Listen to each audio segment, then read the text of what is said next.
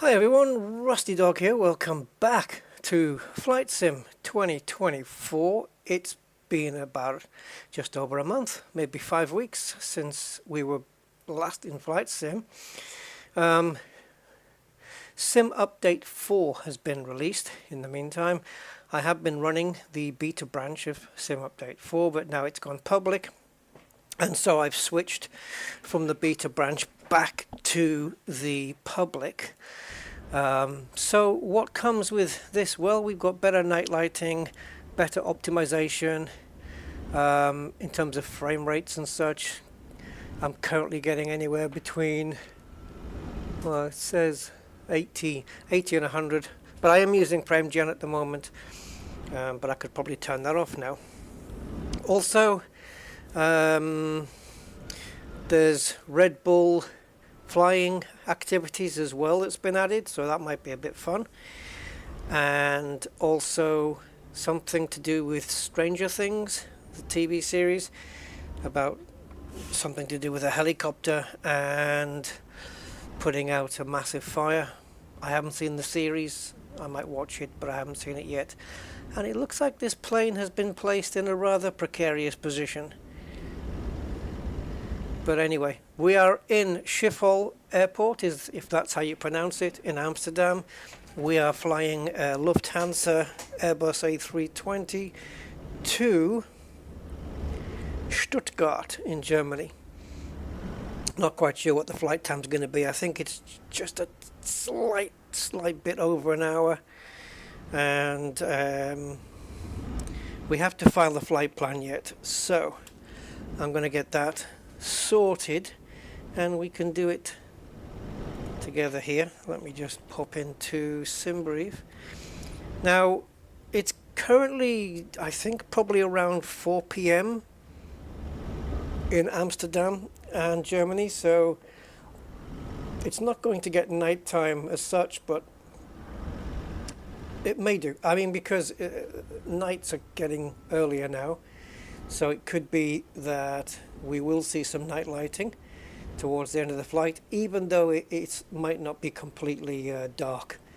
I think we'll be able to see that. So let's get the flight plan sorted. I just need to bring up the browser window, which is hidden somewhere. There it is. Okay, I think that's it. Right, let's copy that over. All right, so let's go to dispatch, my flight plan. Oh, it mentioned that something was outdated there. Iraq. How do I bring that up to date? I've got it up to date in the sim, I'm pretty sure of it. What's all this about then?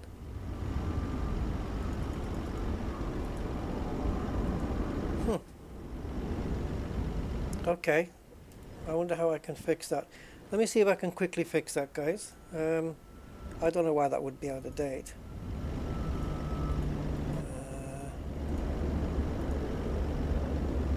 Is there an update here? Normally it does it itself, doesn't it?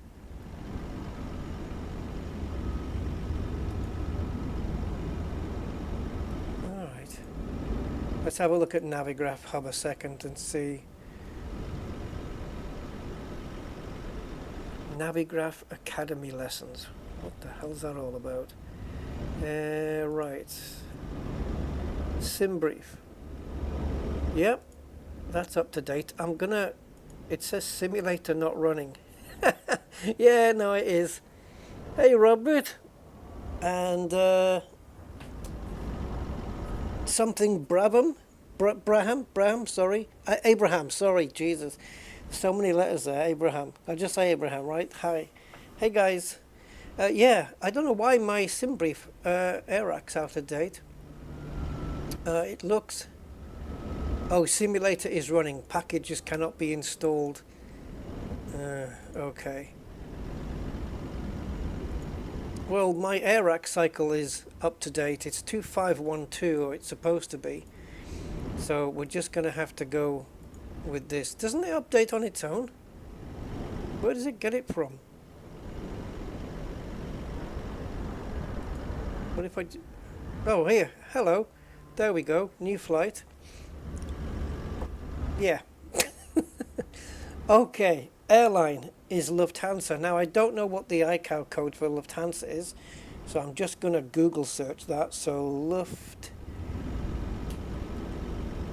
And this is important because if you put the right ICAO code in for the airline, then Beyond ATC will use that. Oh wow, okay, so Lufthansa's ICAO code is DLH.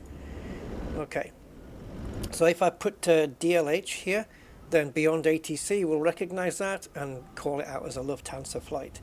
So 2627 is my flight number. We are departing from EHAM and we are arriving at EDDS, I think it is. Or is it EDSS? Let me just double check that. Oh, I have got it written down. Yeah, EDDS. I did write it down. See, I'm not totally stupid, just a little bit. Okay, so we are running an A320. And it is Fenix CFM engines with sharklet wings, made of sharklet. And that's pretty much it. There's the block time, 1 hour 25. So the flight will probably be around an hour. Let's just generate that.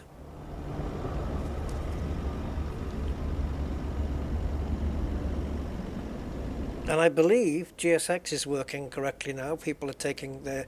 Passengers will get on the plane and take their seats. So there we go. We have a block time of 1 hour 21 and an air time of 53. So this is basically from when the wheels leave the ground to when they touch down. And this is this time plus the time it takes to taxi from the gates to the runway. And then when you land, the time it takes to get from the runway back to the gates again at the destination. So that's basically the whole, from when you step on the plane to when you step out, and this is airtime. That's the difference. So we're going to be at 35,000 feet today.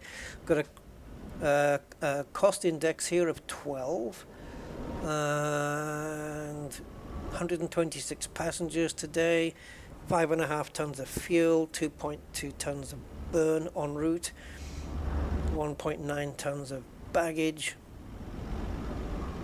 That's a lot of baggage, but okay. Right, fine. It's generated.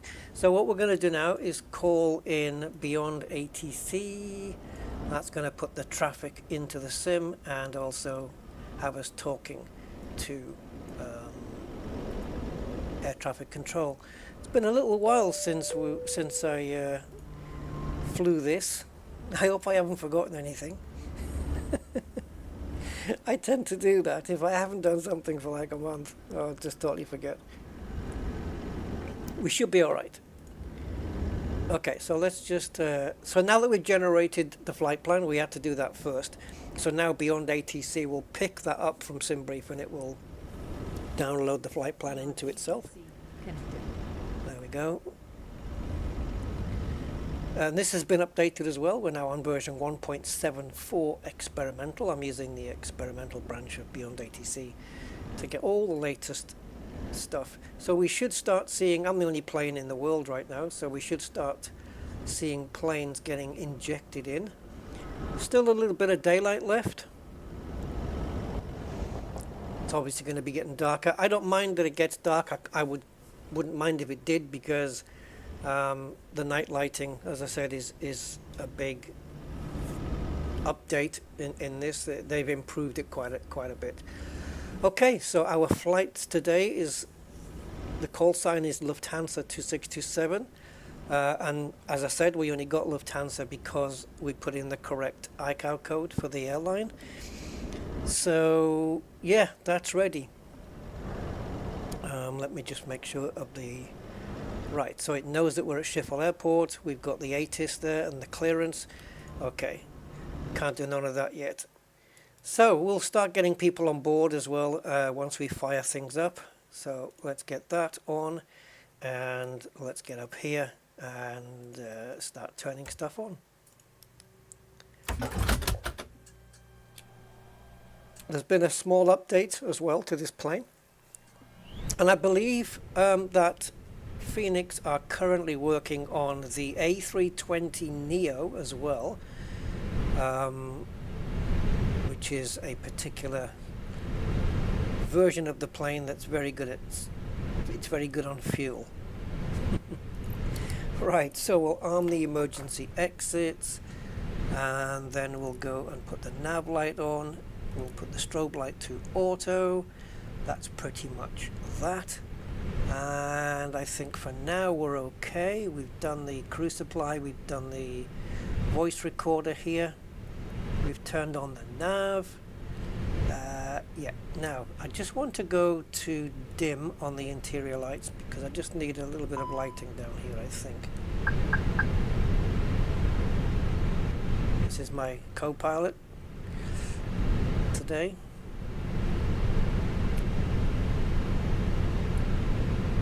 Okay, so it's just carrying on powering up. There we go. So the GPS will be aligned in just over 7 minutes, and in the meantime we can go to here. We can import the flight. There we go.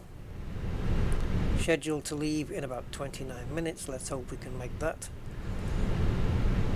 There is the route. We have a SID and we have a star.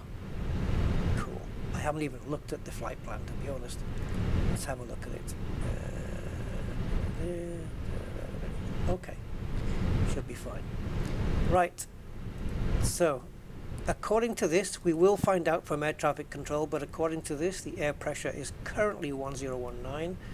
So we can preset that for now, and if it isn't 1019, well, we can change it later. We have to make sure that we do both sides, or the aeroplane decides to have a little freak out moment. This is the standby instrument. We'll do that one as well, and that will adjust the altitude to the correct setting for the air pressure. Okay. We have a company message that, oh, I haven't got my thing plugged in.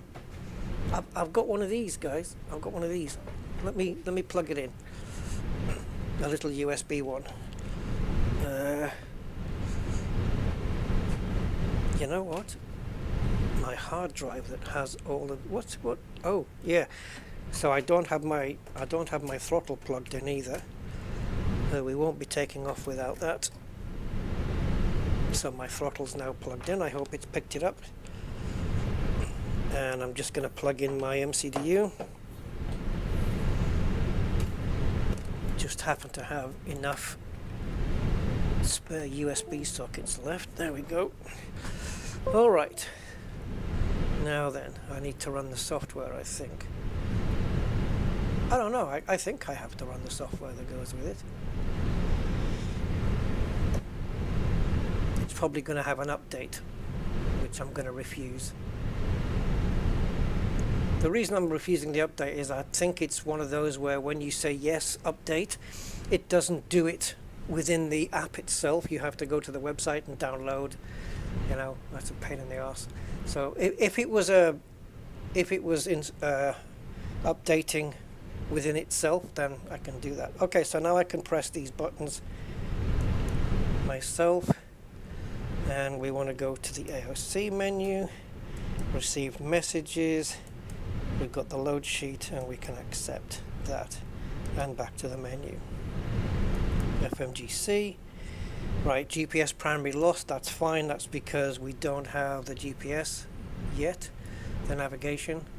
Got 5 minutes to wait for that. Let's make sure that the database is up to date. It is from 27th of November to 24th of December. You can see here, so that's up to date. DLH, that's Lufthansa. I have no idea what 1251201 is. It means something to somebody. Right, so I guess we can start getting passengers on board. But before we do, let's just confirm with the ATIS that the air pressure is 1019. I'm sure it will be, but we're going to confirm it anyway, and we're going to find out what the current information cycle is so that we can talk to clearance. So I'm going to put this in manually. I can have Beyond ATC program the frequency in, but I'm going to do it manually. So it's 132.980. There's actually two different frequencies for this, but we're going to go 132.980. I'm going to pick the first frequency and make it go live. Departing runways 18 right, 18 left, 2224, transition level 030, read back or hold short instructions, advise on initial contact, you have information. Okay, we're taking off from 18 left. Oh, I missed that. Skiffle Airport information echo. Skiffle.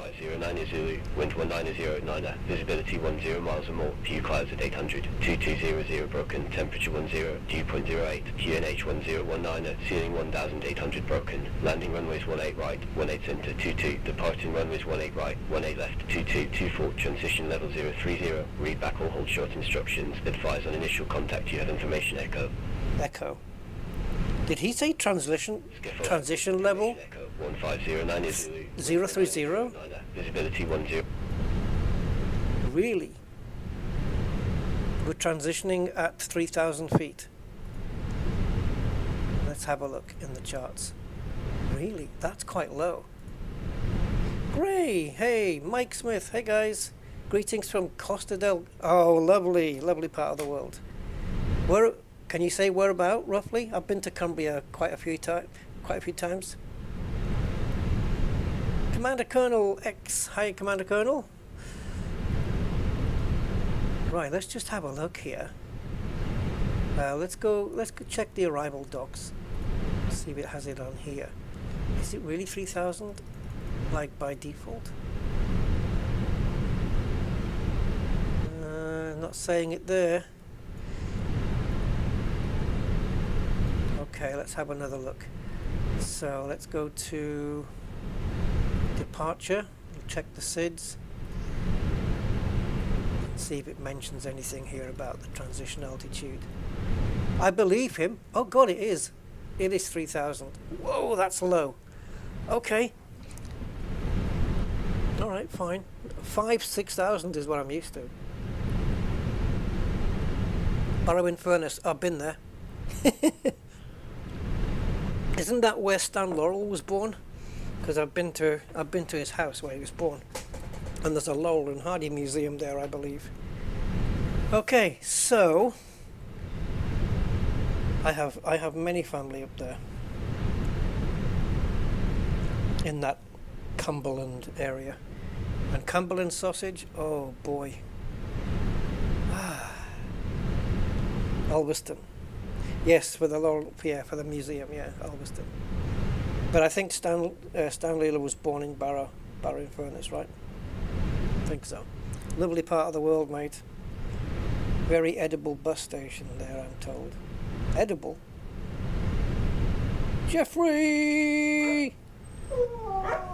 How you doing, Jeffrey? How you been, man? Mike Smith, hi. Hey, Mike. The hairy biker. Oh, right, from Barrow, okay. Right, should we start getting passengers on board, guys? Because let's get the chocks and cones off the way. It's a little bit early for that at the moment, but we'll do it. So, let's see if it does this on its own here. Let's go to mass and balance. And 126, it's loaded that up, it's loaded that up. So what we're going to do is go load aircraft, and it should also load in people. And according to my MCDU, we now have GPS. So let's go to the initialization, and we can set that up. In fact, let's do this right now, and then we'll start getting the passengers on. Let's get rid of the scratch pad. Okay, the cost index I think we said was 12, right? So 12, and the cruise level was 350. I think we just put 350 in there. And flight number is DLH. I nearly put DHL there. Yeah, 2627. That's my flight number. And now let's load up the climb winds. Dun, dun, dun. Oh, this month, somewhere between now and the end of the year, I don't know the exact date, but I believe it's December coming, this December, this year, this one. Finally, I don't know if they're all coming at the same time, but I hope so. We've seen previews, people putting out preview early access videos already. The PMDG 737s are coming. Whoa! Now, that will mean I can finally free up 186 gig on my computer by removing Flight Sim, what people call 2020. Yes! Yes, yes, yes, yes, yes. Finally. So, okay, let's load the aircraft. GSX, boarding and refueling. Sure, whatever. Let's do that. I want it to get a little bit dark outside, you see, that's why. So we don't have to touch anything here. It's going to take care of everything on its own. Fuel truck is on its way. I believe it is going to fuel up before. So currently we have 3 tons, and we're going to be taking on another 2.453 tons.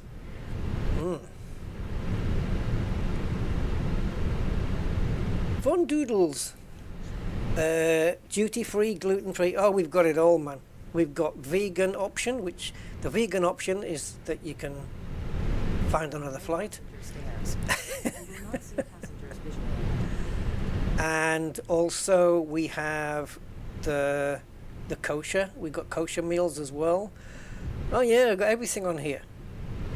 Yeah, it's basically anybody else is just getting a pot noodle. Right. Oh, we need to tune into the clearance. But we've been waiting so freaking long to do that. We need to go back to ATIS. 2224, transition level 030. Read back all hold short instructions. It might have gone to Foxtrot. Contact, you have information echo. No, it's still Echo. Okay, thank you. Schiphol Airport, information echo. What was it? Skiffle? Skiffle? Right, how do I... Uh-oh.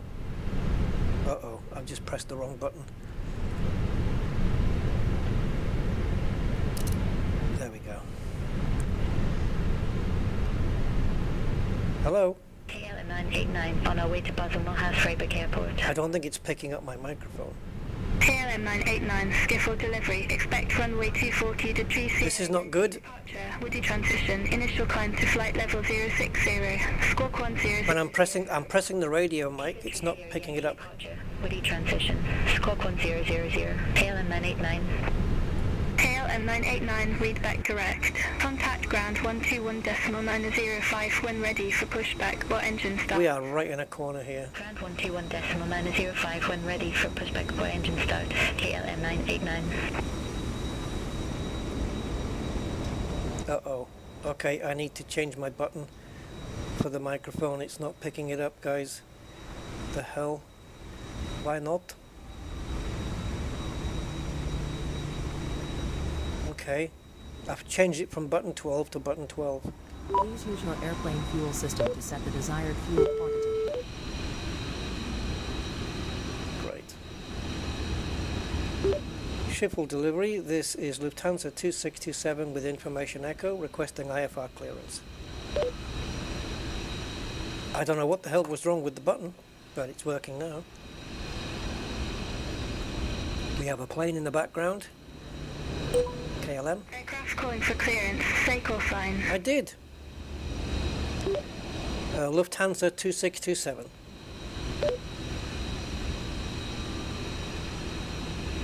I said it. Don't give me any grief. 2627, Schiphol delivery. Expect runway 18 left. Rendy 3 Echo departure with Gigabyte. Renday 3 departure, is that correct? Squawk 1000. Roger, expect runway 18 left with Ren 3 Echo departure transition Edupo Squawk 1000, Lufthansa 2627.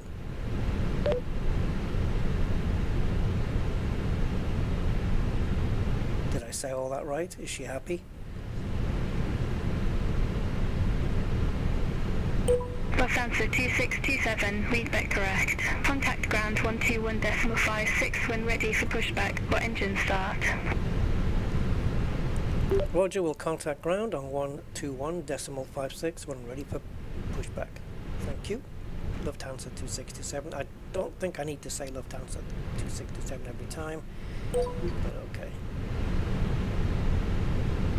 Right, so Squawk is 1000. I'll keep her happy. Right. Okay, so currently refueling. The fuel is going up. We need to see about 5.5 tons here. Hey, no problem, Jeff. Not a problem. How did you get this iPad program?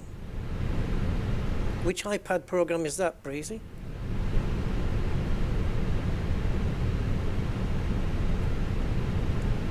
This one? This is a standard one that comes with the Fenix, Airbus.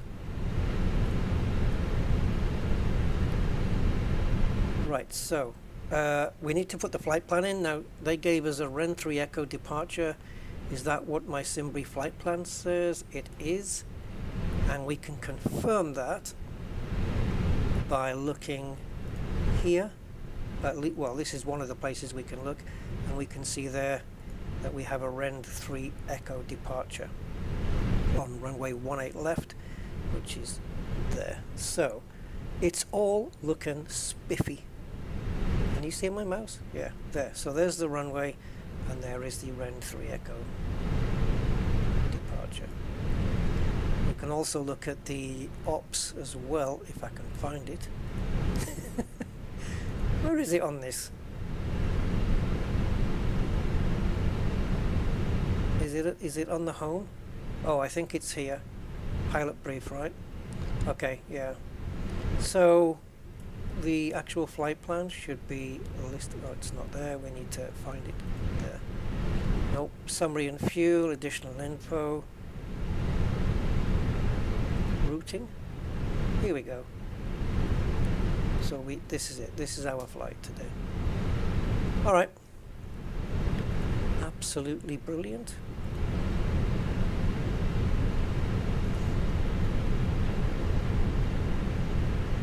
Right, so let's get this in then. So if I press this, we're going to be departing from runway 18 left, which is that one, via Ren 3E. No transitions available, and we're going to be landing EDDS at runway 25 ILS, hopefully. And we're going to be using the BAD S2A star coming in. No transitions on that one, and there we go. Sweetness. Why is it filled in? Oh, okay. Did I do the performance already on this? I don't think I did. Let me go and see what we did. Oh yeah, we got the weights in. Okay, fine. And now we go to performance. Oh, we need to get people on. Oh, people are coming on board, aren't they?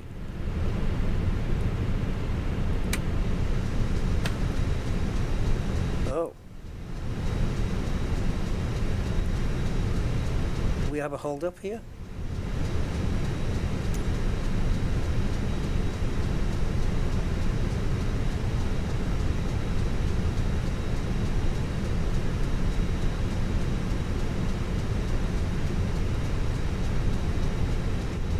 Going on.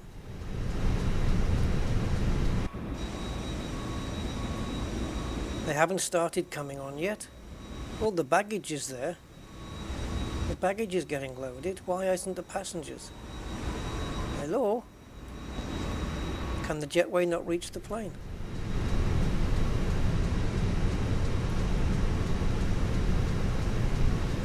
I tested this before we did the stream, and passengers were getting on board. Yeah, look, Passengers were walking on board, they were walking down the aisle to their seats, and they got in their seats.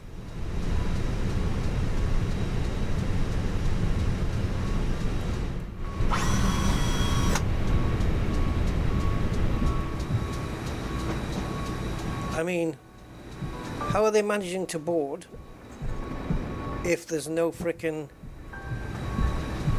How are they getting on if there's no frickin' jetway? Hello? What? And where's my crew?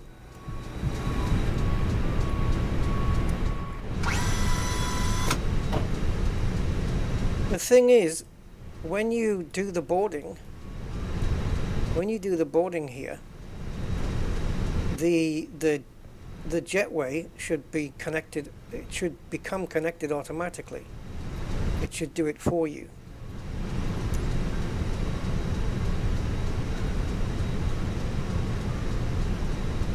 I don't know why it's not doing that. It should do it automatically. Absolutely. I think maybe I've parked this plane in a couple of parking areas at this airport, and I'll be honest,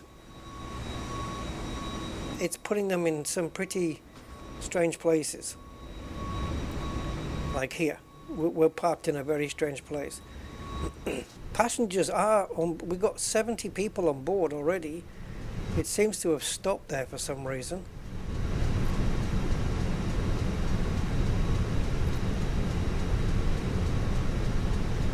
So the only thing I'm expecting to see up here is an option that says if I can actually bring GSX up, if it wants to come back up again. It should say continue boarding, waiting for other services to complete. So it's in the middle of doing it.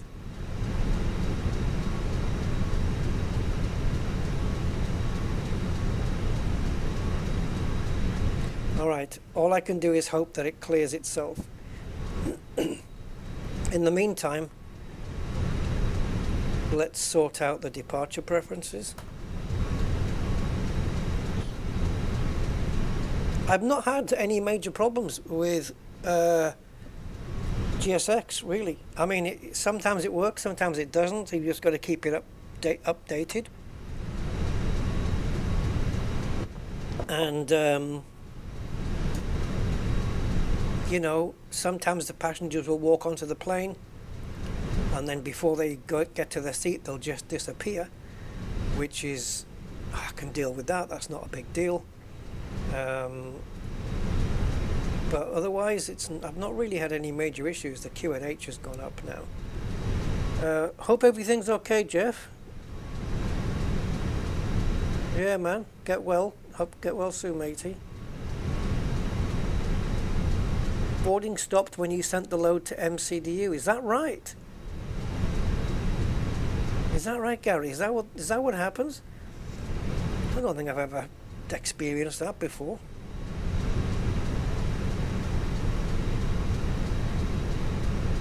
Oh.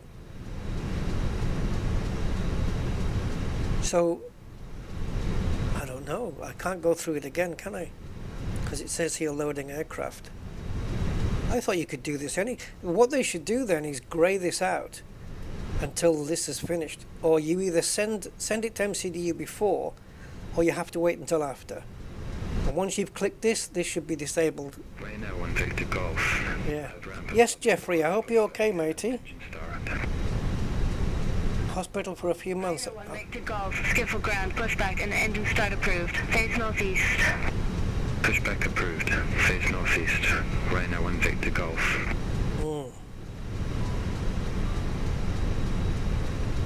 But at least when we sent it to the MCDU, the correct weights will be on the plane anyway. So the plane will be at the correct mass, right? So I guess there's that. Okay, let's go back to flight plan, and let's choose the plan mode and see if everything lines up. I'm just going to run through this with my onboard? Nope, not onboard. With my physical MCDU here. I'm just going to run through, make sure everything is connected. Looks fairly straightforward. There's the descent. go around a corner and we have a disconnect, but that's okay. I think that's just, we can, yeah, I'm fine with that. There's a disconnect there.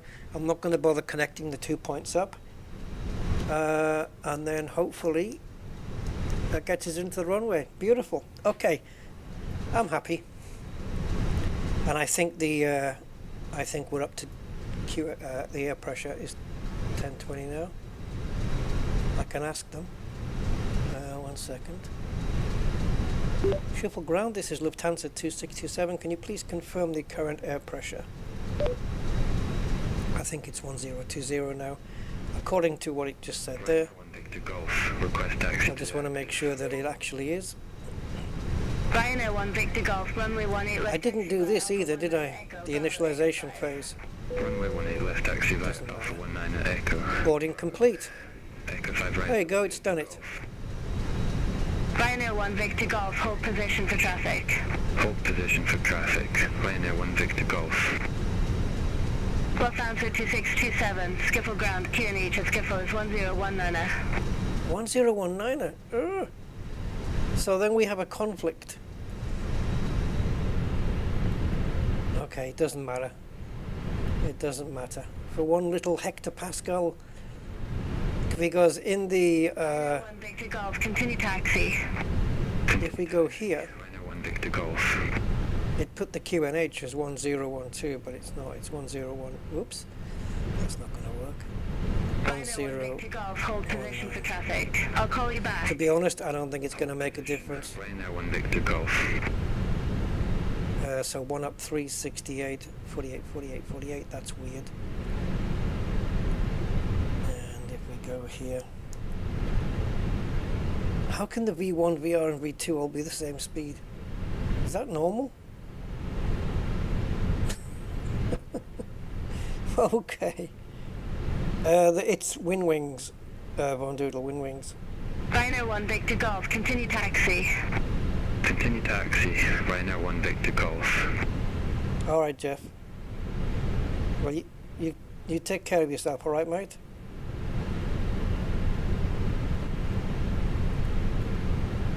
Yeah. Look after her and all that. Okay, so I guess we are fully boarded. Oh, now you've arrived. People. I'm just going to go out and speak to these people. Where did you all go? And why are you all late to the party? You know you can have that window seat, right? I'll make sure the stewardesses don't give you any hassle. Take the window seat. No?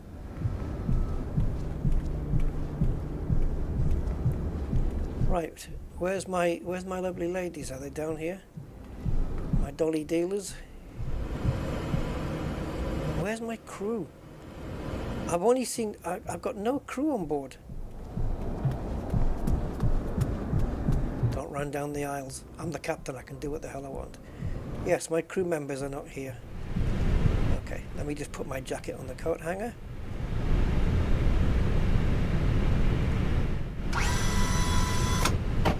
Alright. Right, people, this is the last you'll see of the captain. Oh, it makes them disappear when the door closes. That makes a lot of sense. And... no! There we go. Lock the cockpit door. Of course we did. Okay, let's go back up here then. And let's turn on the fuel pumps. And... I think... All aircraft be advised, information Foxtrot now current, QNH 1020. 1020. See, I told you it was. Giving me shit. Right, air pressure is 1020.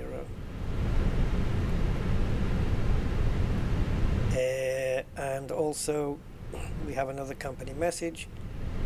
So we haven't got a departure altitude, but I'm going to set it to...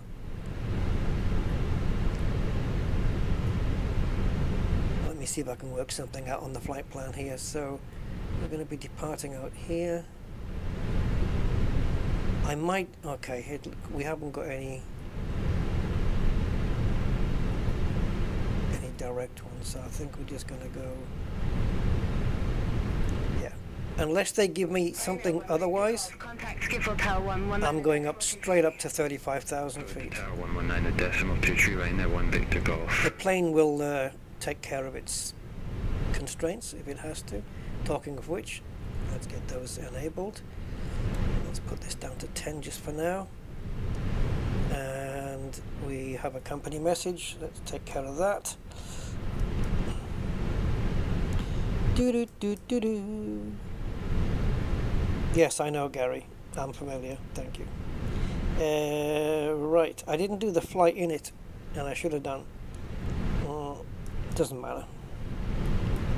Okay, so that's the new load sheet. We'll be getting another one, I think, for the operations.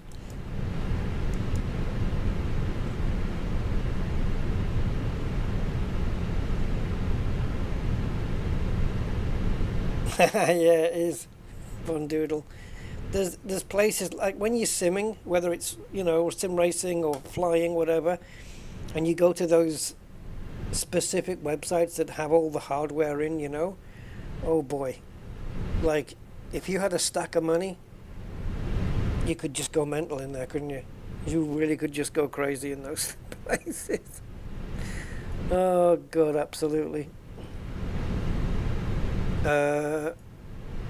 Right, let's sync this back up again, and I'm really curious about this. I've never seen a V1, a rotate, and a V2 all to be the same, but you know, that's what they said, so that's what it is.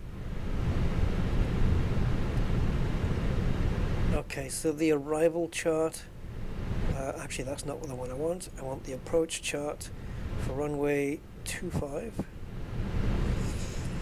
and we have a final of 4,000 feet before we hit the glide slope. Coming down, runway is 1181, so we're going to be 200 above that, I guess. Yeah, 1381 is our decision altitude. I'm just going to make a note of that. We can put that in later. And 4,000 will be our altitude before we start descending down the 3 degrees into the runway. Inbound course is 252, just in case I need it. The plane should lock onto that itself, but just in case I need it. And the ILS frequency we don't need. And there it is in Morse code for anybody who wants it.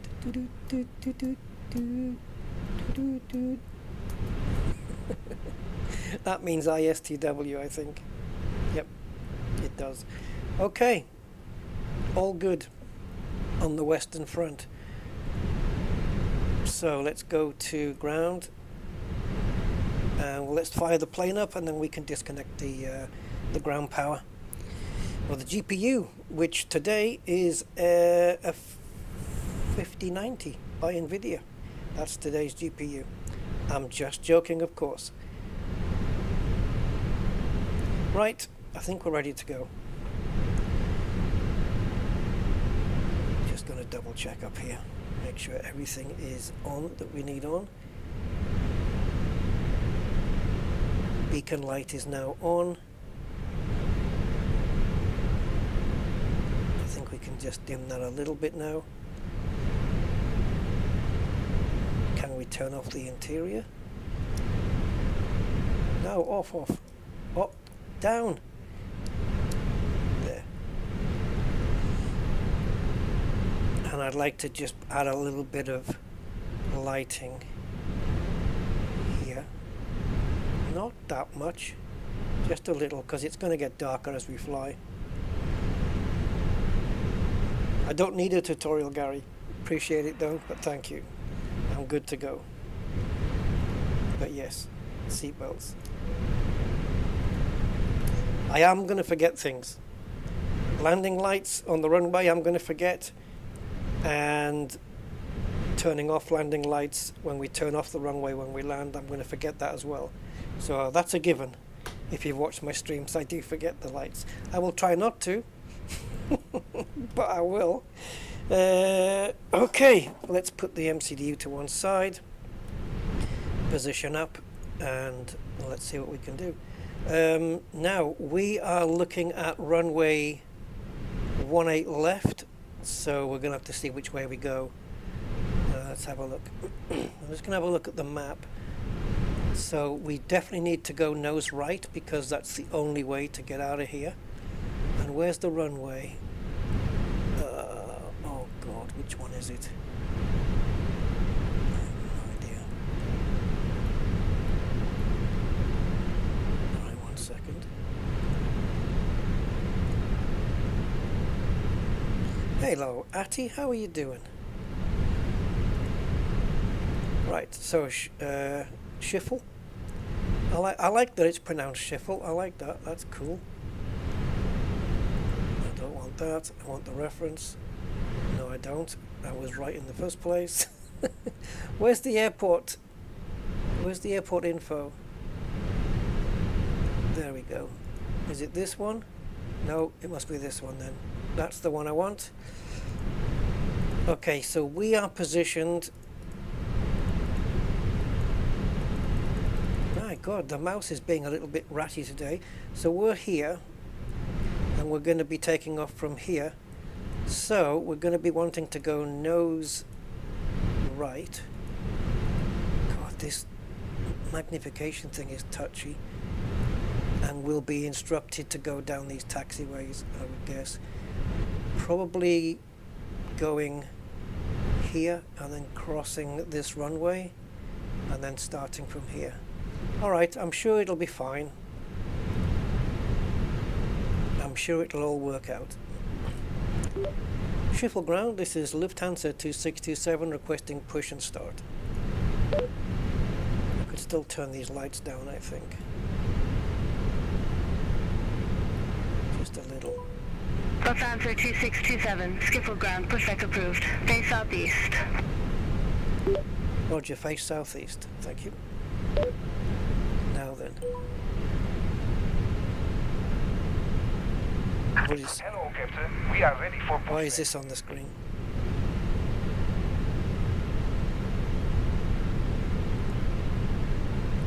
Yeah. You ready for pushback? Well, get it done. Oh, I knew I'd missed a step. Kinda APU. Hello. What the hell? Departure checks completed. Bypass pin inserted. Yeah. Can we get the APU running, please? Fuck. Okay, I just won't take off the parking brakes until I'm ready. How did I forget this? See, I told you, it's been a while. It's been a month. I'm gonna forget stuff. Locking gear. Yeah, you lock gear. I'm getting my APU running. In my brain, it was telling me, you're missing something, you're missing something. But I didn't know what the hell it was.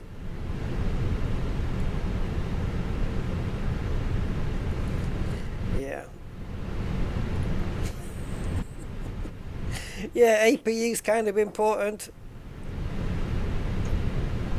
Oh. Yeah, the checklist. This is the one plane I really don't need it for. Oh god, they change every time, don't they?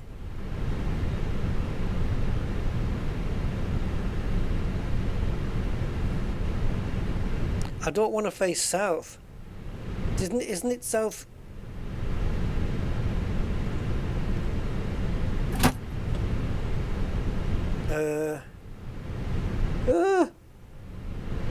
Okay, wait.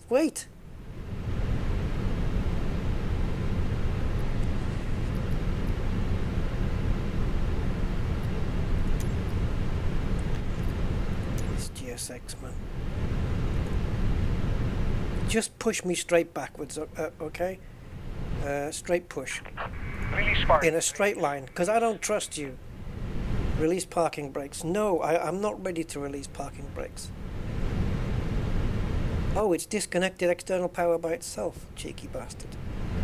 Okay, let's put the APU bleed on. And now we need to pop into here. So it looks like it's disconnected it on its own. It has. Okay, smart ass. Fair enough then. Parking brakes, APU bleed, seat belts, and no smoking. Fine. Commencing push. Yeah, straight back, because I don't want to face south, but I do want to just twiddle it round just a little bit. Well, the UI that you're seeing there, Von Doodle, is GSX. All those screens that were popping up, that's just GSX. Alright. Let me just have a quick look in here a second.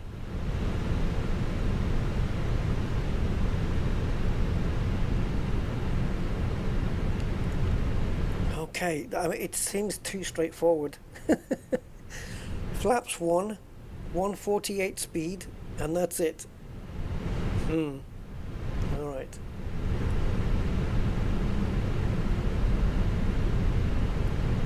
So it's just going to push me straight back, and then I'll navigate myself.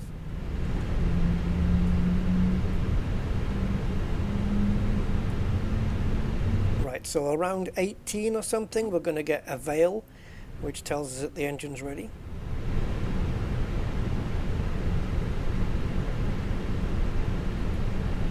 And now we want the taxi light on. And it's not dark enough yet to put the Please set parking turn off brakes. lights. Please set the parking brake. Parking brake is set. Waiting your confirmation for a good engine start. Is that a little bit of a Dutch accent speaking English? Because I think that's what they do with this. They kind of, like, if you're in Italy, they'll have a little bit of a Dutch accent. Sorry, a little bit of an Italian accent, and it's really cool that they have it like that.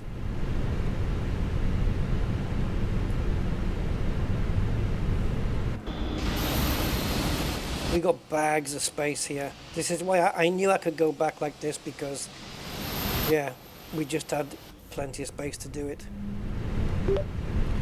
Triple ground, this is Lufthansa 2627 requesting taxi to runway 18 left. As soon as that says available, we'll confirm a good engine start. Aircraft calling for taxi instruction, take call sign. I did. Lufthansa 2627. Cockpit to ground. We have a good engine start. Lufthansa You can disconnect. 2627, runway 18 left, taxi via Alpha 5, Alpha 8, Bravo, Echo 5. Atty, come on, have a bit of faith. We're going to be fine. Oh, you can role play the nervous passenger, right? Oh, LaGuardia? Yeah, that would be a good one. Into LaGuardia or out of? But into? Yeah, to. That would be a good one. Lufthansa 2627, runway 18 left, taxi via Alpha Predicted 5, wind shear off. Echo 5. My favourite button to forget. Okay, let's engage. Do we have a good flappage camera? Well, that'll do, I guess, right? Oh, actually, I can do it from my throttle. Disconnected. Bypass pin removed. Lufthansa 2627, skip for ground. Left is clear, right is clear. Okay, so we're just getting clearance of the peoples. Those flaps came down at quite the rate, didn't they? Okay, right, I guess we've been given clearance. Right, what was the thing? Oh. Schiffel ground, roger, taxi to runway 18 left via Alpha 5, Alpha 8, Bravo, Echo 5, Lufthansa 2627. Thanks for that. Wasn't even paying attention to them. Right, APU bleed can come off, APU can shut down. Skip for ground, Lufthansa 2627, unable to issue taxi commands. You have taxi instructions already. Yeah, I know, but you wanted me to confirm them back to you. And that's what I was trying to do. Okay, so from now on I'm handing comms over to my lovely co-pilot. Alright, you've got the radios now. I don't want to be bothered anymore. We have a couple of more things to do on the checklist. We're fine with that. Right, I guess we can get a move on.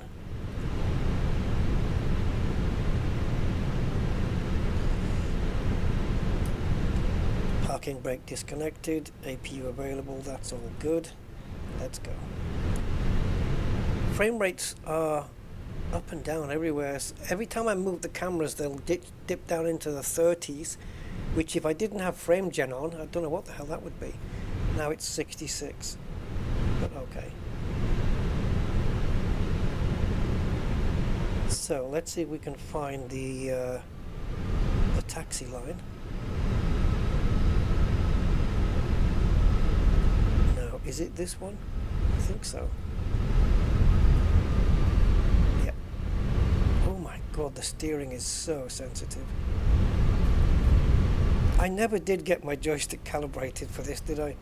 Because what happens is, it's the same with Elite Dangerous. The very first amount of movement on the stick, whether you're pitching, rolling, yawing, that very first, say 10-15% is super twitchy. It needs to be a lot less sensitive with, how do you say,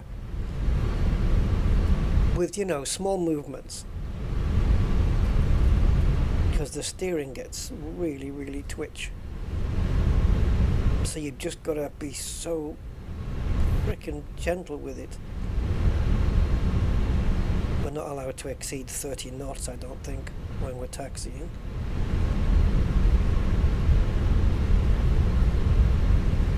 So the night lighting is what we want to take care of and have a look at. I mean, with a bit of light in the sky and lighting on already, it should look pretty decent.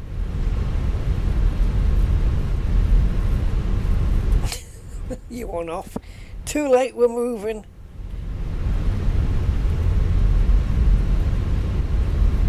Alright, I just need to slow this down because we are going a little bit too rapid.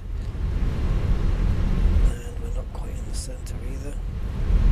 So we'll get to the holding point and then we'll finish off the checklist and then we can go. Lufthansa 2627, contact Schiphol Tower 119.23. Have a good afternoon. Oh, thank you. Over to Tower 119.23, Lufthansa 2627. That's my co-pilot. Switching frequencies.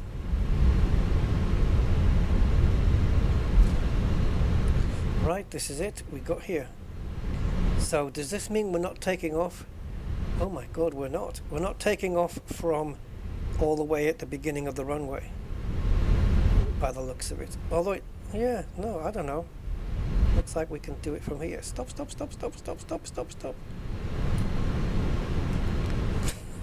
Didn't think we were going to make that.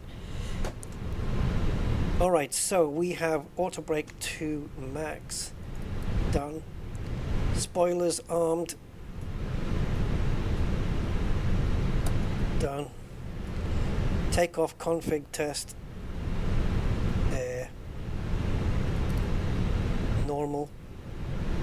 That would freak out at you if you didn't have the flap set to the correct takeoff position, which is what's programmed into the computer, which is here, flaps 1. So if I set my flaps to 2 and do a takeoff config check, it'll freak out. If I don't have flaps, it'll freak out. They have to match, and they do. So, right, now we need to go and put the landing lights on, and yeah, we're good.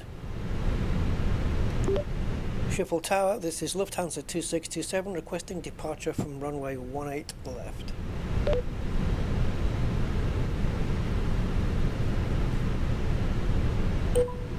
Lufthansa 2627, Schiphol Tower, wind 190 at 9 and runway 18 left, cleared for takeoff. Runway 18 left, cleared for takeoff, Lufthansa 2627. We're cleared, let's go. Come on, engines.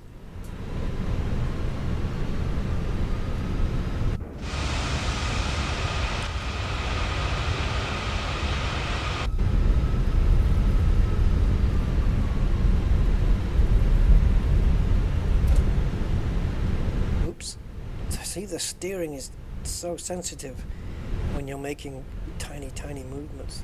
Oh my god, have we got enough runway here?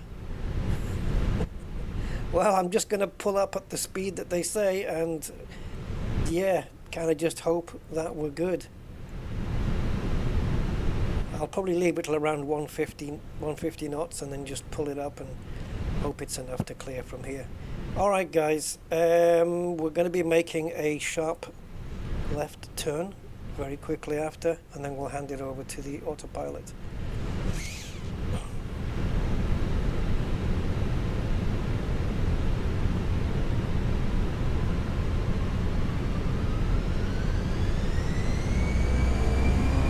That took a long time. From when I put the throttle in, okay, that was instant. What the spin up on the engines was so slow there. What the hell was all that about?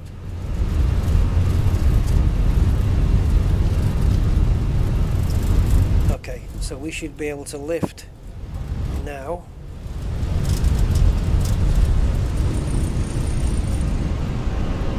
Okay, we're in the air, gear up.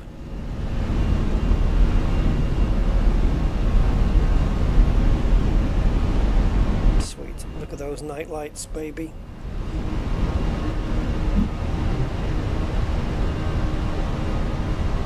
Now the radio's going to start coming in, which is why I need... Lufthansa 2627, contact Schiphol departure 119.055. Contact Schiphol departure 119.055, Lufthansa 2627. Schiphol departure, Lufthansa 2627, 1,800 feet. Oh god, we've... Okay, Beyond ATC has encountered what it's calling a fatal error. We'll have to see if we can recover that.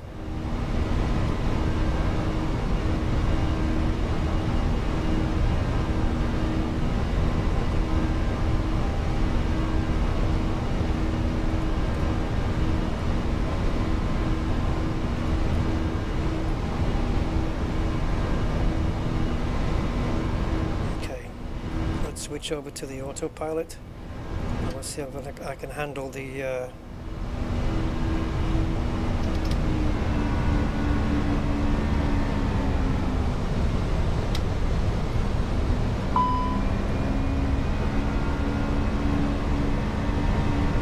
okay, yep. Come on, accept the climb detent.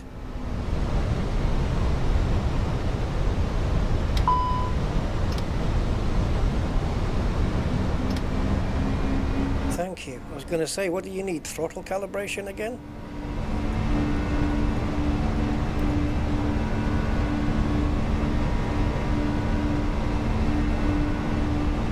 Yeah, I couldn't hit the... I could hear it clicking, but I couldn't get into it. A fatal error has occurred and Beyond ATC must now quit. If you were deep into a flight, we realize this must be frustrating. Blah, blah, blah, blah, blah. No idea. Right, I think what we can do is possibly recover it. I'm going to have a go and see if it will recover.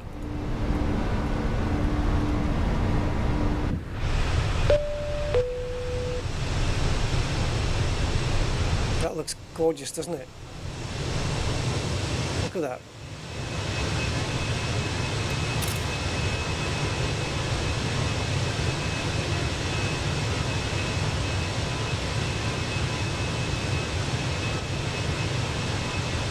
So it's going to load the flight plan in again, and then it's going to maybe realize where we are. Look at the night lighting here now. All of the, like before you used to get fields and stuff that would be overly bright, and now they're not. Now they can be dark. That just looks frickin' epic.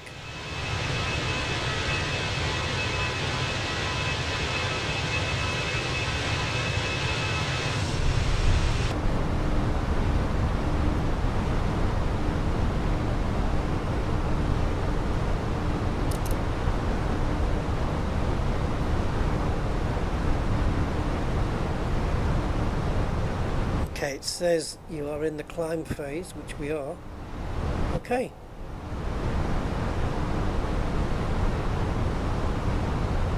Alright, it looks like we're okay.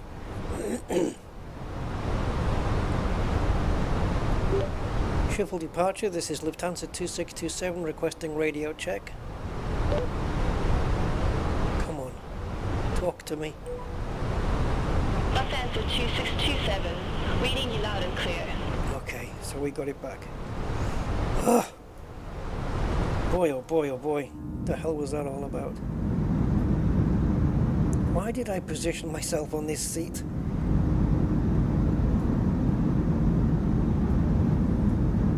This is a screenshot simulator now.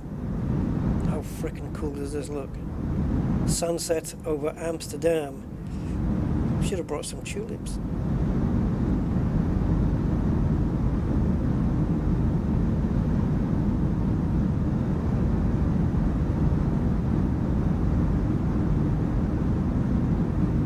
Waiting for it to pull out of the turn here. There we go.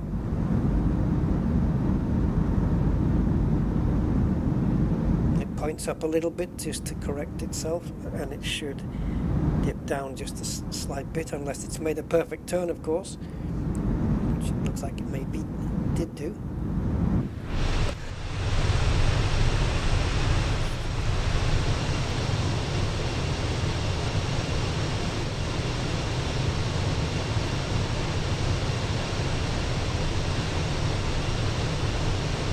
I posted a screenshot the other day in my Discord showing you know, one of those real versus sim images, flight sim 24 versus reality. Somebody had been flying in a 737-800 and they took a picture out the window. They took a picture out the window, and then somebody took the time to go into the sim to attempt to replicate that, and it was pretty freaking decent. I'm going to see if I can pull up the image. Save image.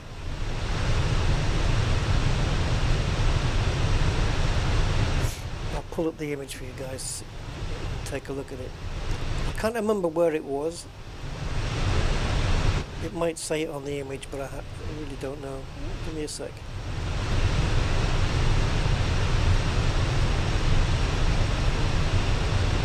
Come on. God, it's like the mouse has to click everything 3 times just to be heard.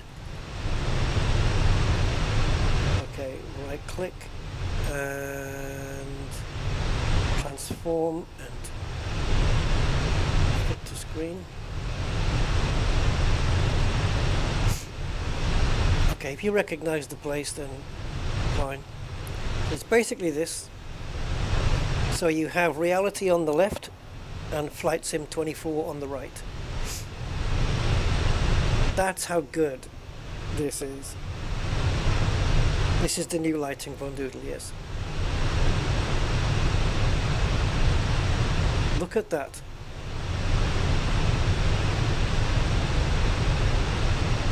I mean,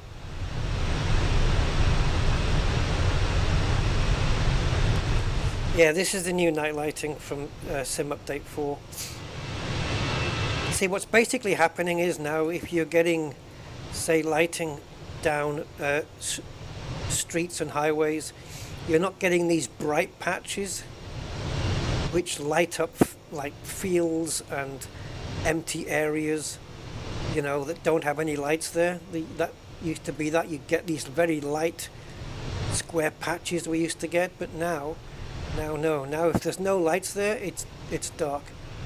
And we're not even fully dark yet. The sun is still on its way down. And we should be able to see all the passengers in there as well. We can just about see them, enjoying their kosher meals and whatnot.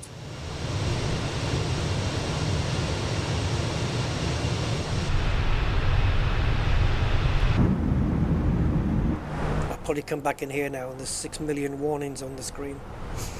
Right, I'm just going to increase the lighting a little.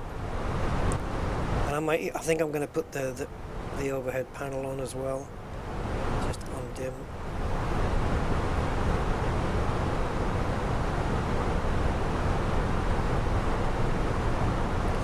All right, so where are we in this? We're currently at 24,000 feet, and we're going to be hitting 35 just a little bit after Misgo. All right, so oh, you stop it! Fucking hell, it just keeps jumping around. This mouse needs a kick up the arse. Right, so there's Misgo, and there is top of climb.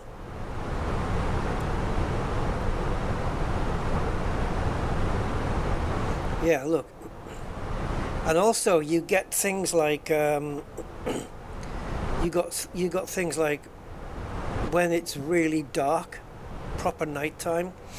If there's let's say for example there's visibility is very good, there's not a lot of clouds, and you've got like a city way in the background that you can barely see yet.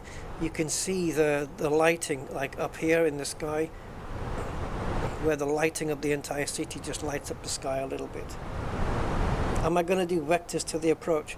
Well, if I've got your what you mean correctly, there is a break in the things. I'm not going to actually vector it. I'm just going to tell it to, you know, when the plane carries on in a straight line where the flight plan is broken, I'm just going to tell it to vector to the next, if that's what you mean, to vector to the next waypoint automatically. It'll still be done on autopilot.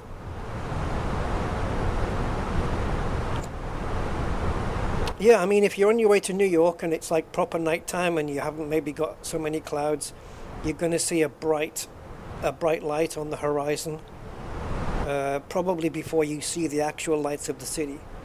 And it's just the sky being lit up by the light pollution of the city. That's all that is, really. Look at her glasses, sunglasses reflecting the...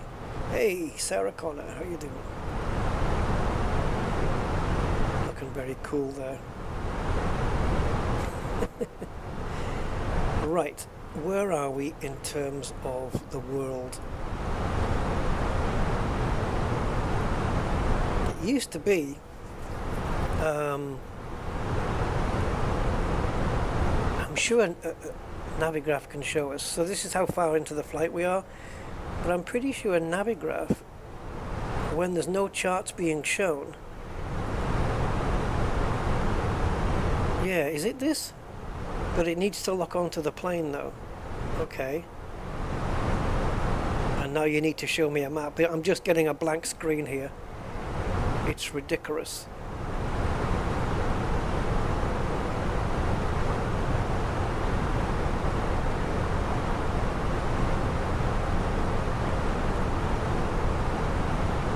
Yeah, I don't know why we don't get the map. Sometimes I get the map, sometimes I don't. I think this has gone out of touch now that I've just done a reset. Even using MS2024 doesn't show it up. I don't know what's going on. Okay, we have to pick one, really. So we're that far off the flight plan, are we? Yeah, I don't think so.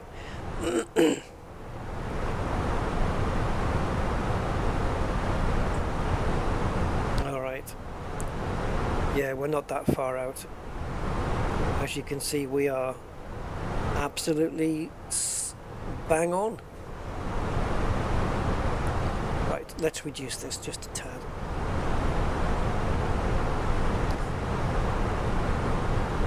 So, do we have any nice looking out of the window views? Yeah, God, I need to reset these cameras, they're a bit shitey.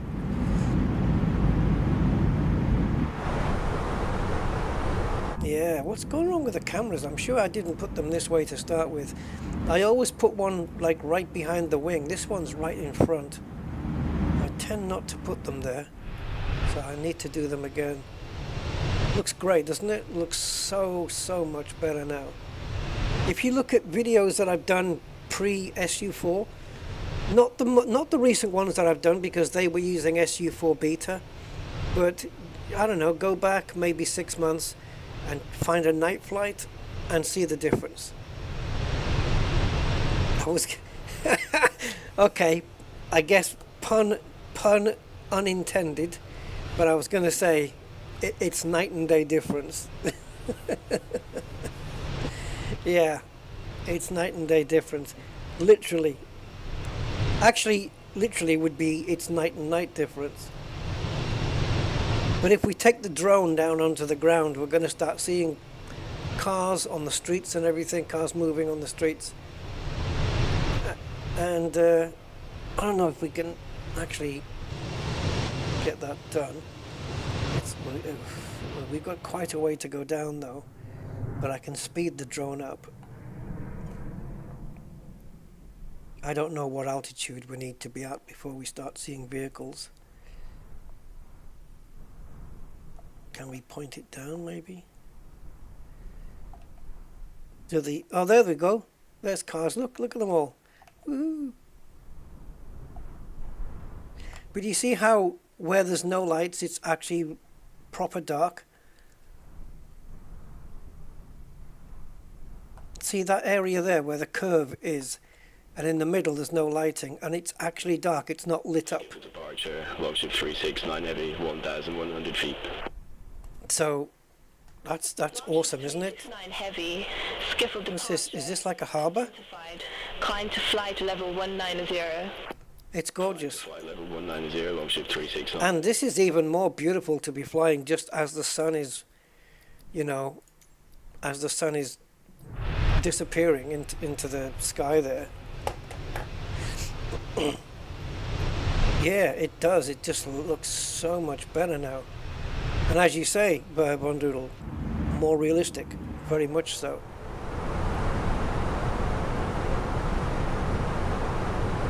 Okay, we're just about to hit the cruising altitude. So this climb should now turn into the cruise phase, CRZ. The moment we hit that, there it is, it's just done it, it's gone to cruise now. And the engines are now backing off.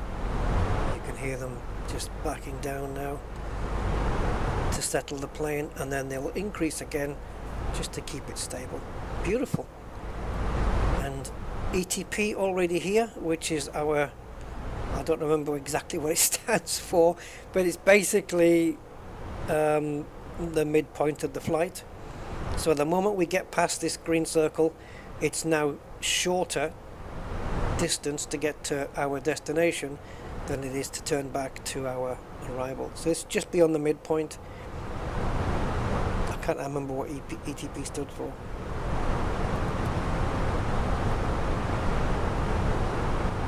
All those speeds, which speeds? MCDU's got everything on it, man. Like the speeds for each, like what it's allowed on each one. Yeah, it's all programmed in. And again, as soon as you get to 10,000 feet, you're not allowed to go beyond 250. And this purple asterisk there is the plane telling me that yes, I can make that speed. Like, it doesn't mean that we're descending so fast there's no way I'll be able to slow down to 250 in time. No, because then if it thought it couldn't do it, it would be orange. Purple means I'm happy and I can do it. So we've only got to take care of this. That's not a problem. We go past LBU, we just carry on going forwards, and then eventually when we, if the altitude's nice and I'm happy with it, then we'll direct the plane to the central fix here, central fix 25, and we should have a final fix as well, right? No, okay. So normally there's a CI and then there's a FF. Center fix and final fix, I think it is. I believe so. If I'm wrong, my excuse is I'm not a real life pilot. So I don't care. Is that another plane? Did I just see another light of another plane there? Yep. right there. Is it a plane? I guess. Yeah, that kind of light has to be. It's very cloudy though here.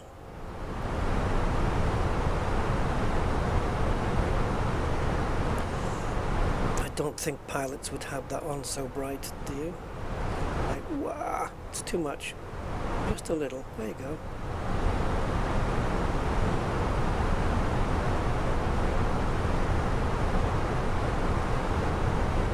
I'm not getting a lot of traffic.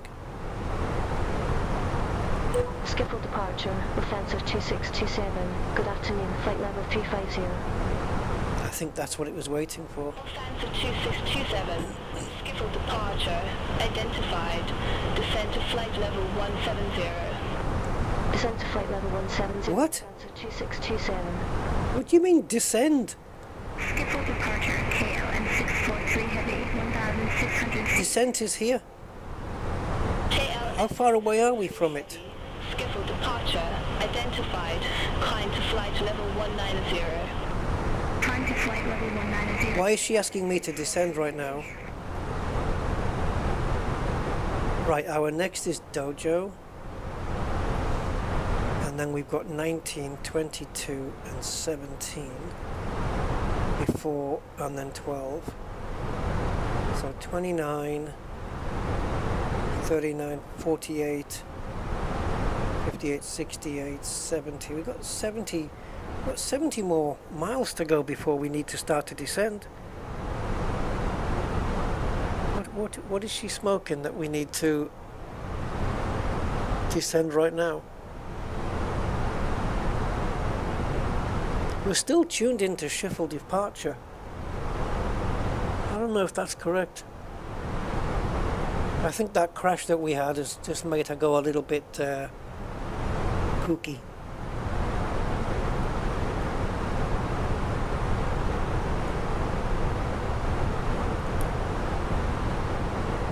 I should have took the passenger seat belts off by now, but okay, sun is setting a bit more proper now.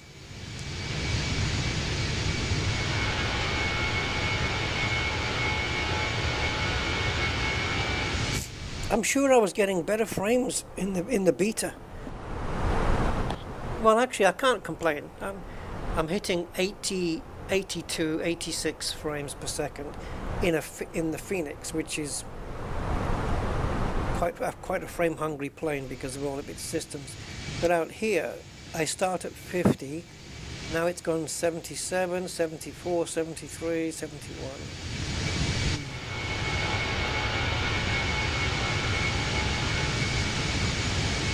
Yeah, it's in the 70s, but that's with frame gen on.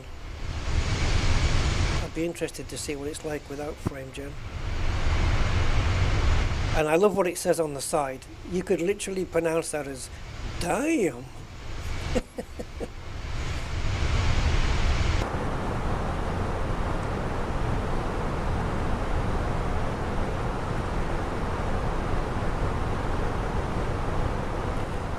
Damn, boy.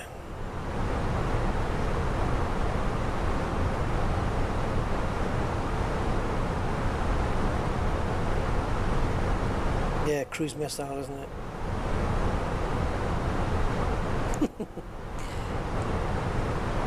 Enter destination data. That's a good idea. We should do that.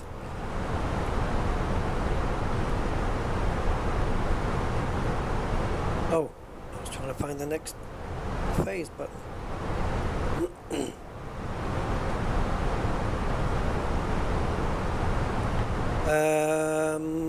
Twiddly dum and twiddly dee. Here we go.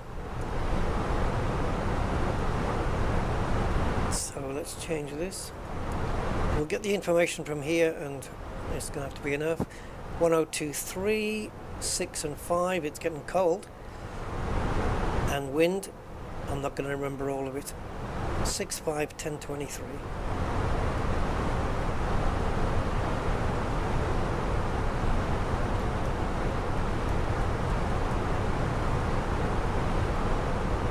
Temperature 06. Wind, was it 90 over 3, was it? I'm reading it out like it's blood pressure. Yeah, 090/3. So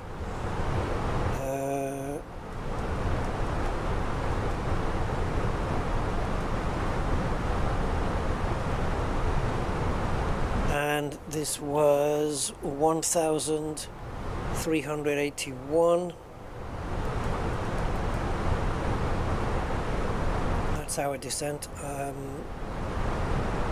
Not descent, decision altitude. And we're going to go for a flaps 3 landing because that's what I like.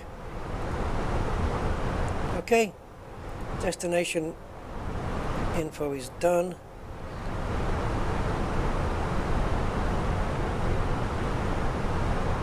And we better tell the plane that we're doing a flaps 3 just so that it knows.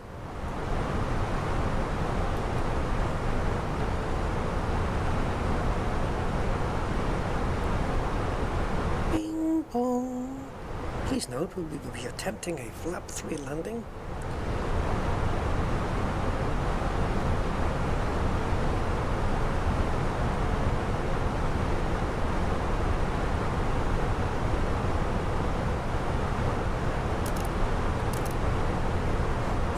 We'll have to have the runway turn off lights on as well when we land because it's going to be dark.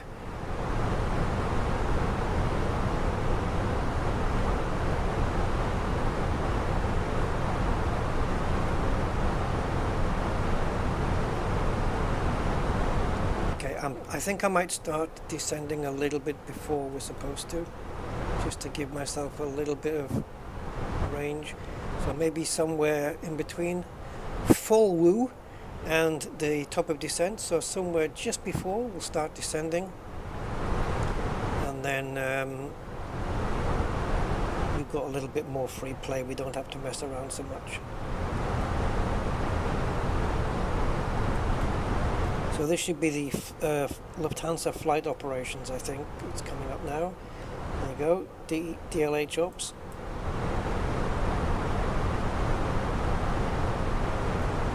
I never read that. It's like trying to give me instructions for something. I just don't bother with them.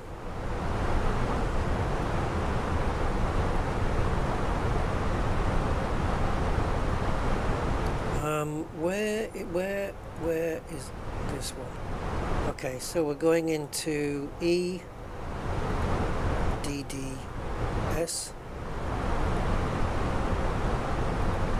So as the crow flies, then we are 109 miles, nautical miles away from the airport. If we were in a straight line, we are not going in a straight line now. Obviously.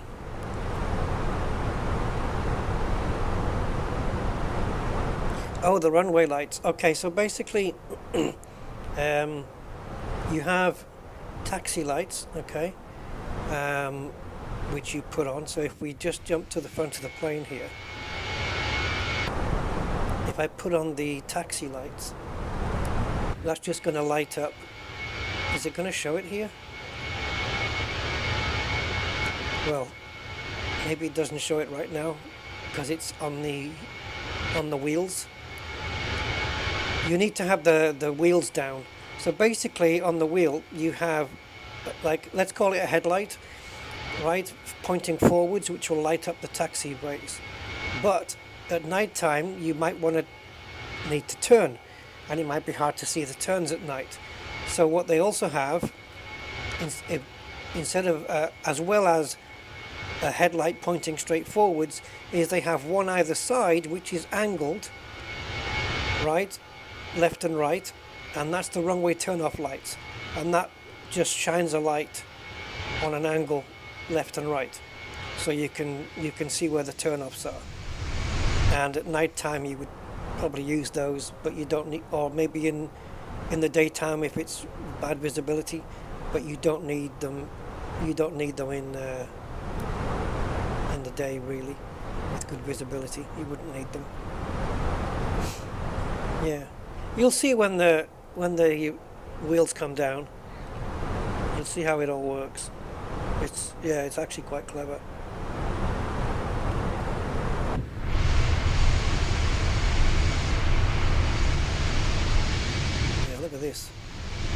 Kind of a green colour there, right?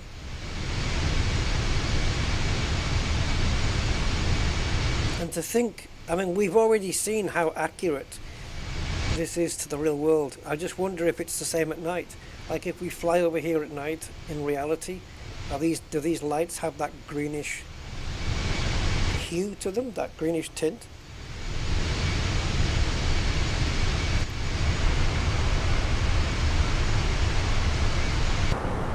Right, where are we in the flight phase here? So 1023, we have to remember that. Let's see if it's changed, because it's coming on tonight. It's getting colder. It's 6 degrees right now. It's going to change. Clouds and visibility, okay. It looks like visibility is going to be very nice. I want to go back to here and here. Right, so we're making that turn now, which is this one. And then we're just going to come down into here. So if we zoom in, let's just lock the plane. Is this one then? No. Why isn't it zooming in on the plane? So, okay, so this is Frankfurt. Frankfurt is behind us. Departure. Expect Basel 2 Alpha, runway 07. Yeah, so that is Frankfurt.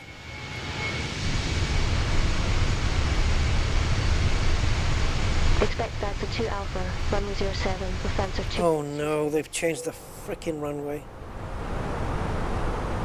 I'm gonna see if I can we. I hate it when they do that. Badsa approach on runway 07. Okay, let's change it. Bastards.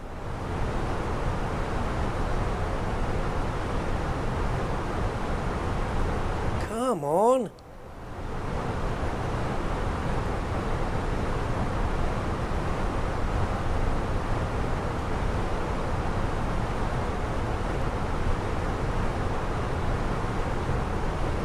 Okay, awesome. So it looks like it's exactly the same, except we're coming in on runway 07 now. How is this working?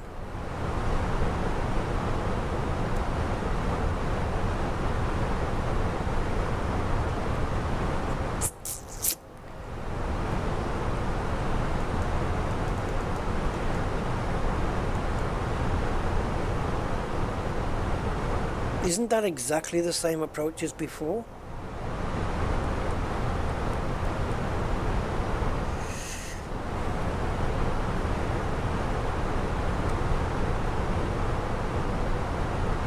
Okay, we're going to begin the descent now.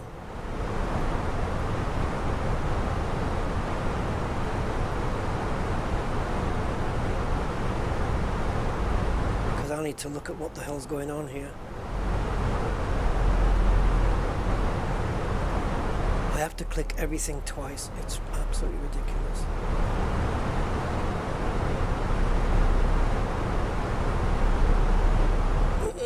Yeah, it's the same runway, so we're just approaching from a different angle now. But how... Why does this look exactly the same as before then? LBU is here. Ah, we need to get rid of LBU now. We need to go from Badso all the way to here. We can't be going here and then back there. This is wrong. This LBU is wrong.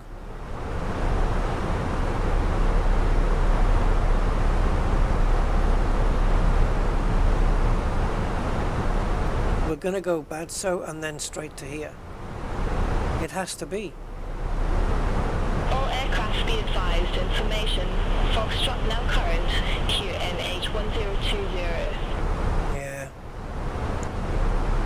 Ignore that information because we're not even tuned into the right frequency.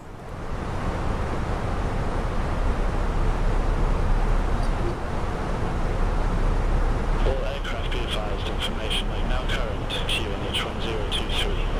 That's more like it. I've just tuned into Stuttgart. Stuttgart ground. I guess we need to be on approach or something. Tower.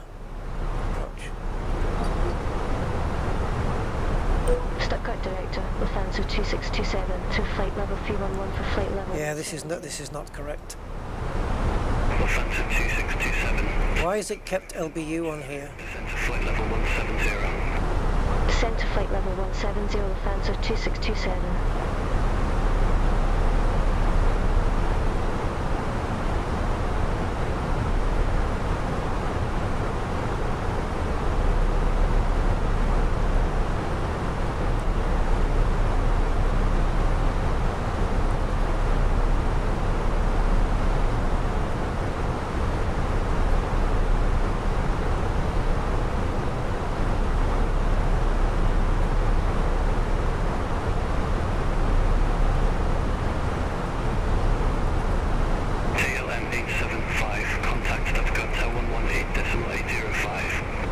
Connected it up? No.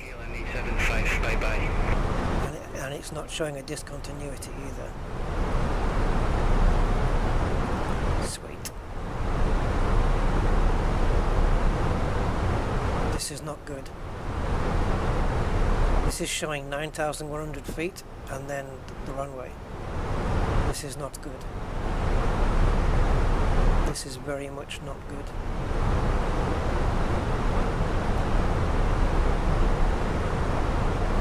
Okay, what I'm gonna attempt to do is clear bad so off,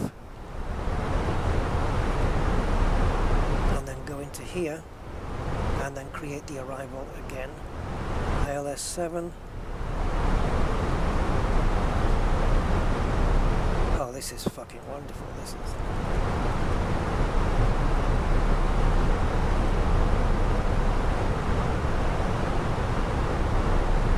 Have to create a different one now.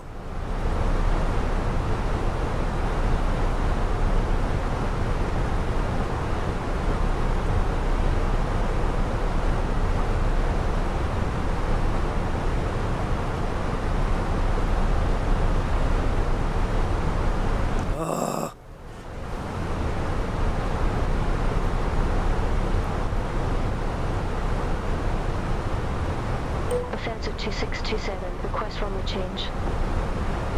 Lufthansa 2627, roger. Say runway. Why does it give me the option to change to request a runway change, and then not give me the option to change to runway 25? Cancel runway change request. Lufthansa 2627. Lufthansa 2627, roger. Runway change request cancelled.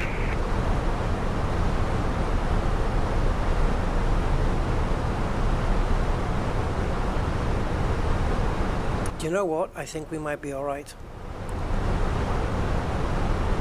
I think we might be okay here. I think I'm reading this wrong. I think I'm reading this wrong. Hold on. Let me just confirm this. Stuttgart director, Lufthansa 790 prepare, flight level 09. Right, that continuation line is... No, it's not. I thought that line was the outgoing. Like if you couldn't make the landing, you know, and this is the path you go when you need to go to go around or whatever.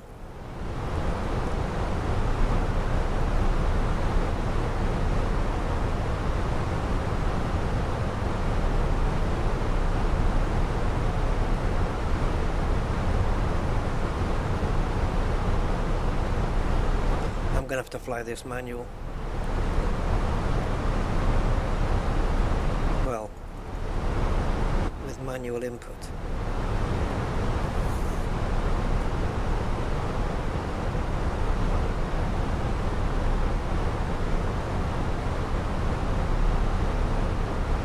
So we need to be on heading 252 at Badso.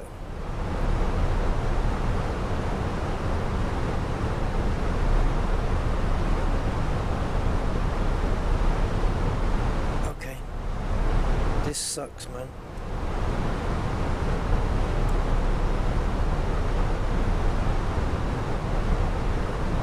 Okay, so we're gonna take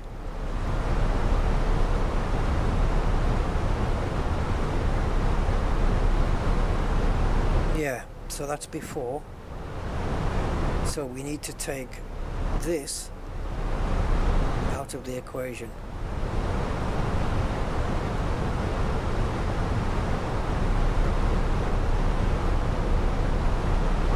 And also the other stuff. Oh my god. This is all new stuff I have to deal with. Stuttgart Director, Avanti Air Sierra Golf, flight level 115, we have Mike. Avanti Air Sierra Golf, Stuttgart Director. Good afternoon. Okay, this line needs to disappear. ILS runway 07. QNH1023, expect... Otherwise I'm just going to divert the plane right now. Avanti Air Sierra Golf. Avanti Air Sierra Golf. I'm having trouble here quite a bit with the lag.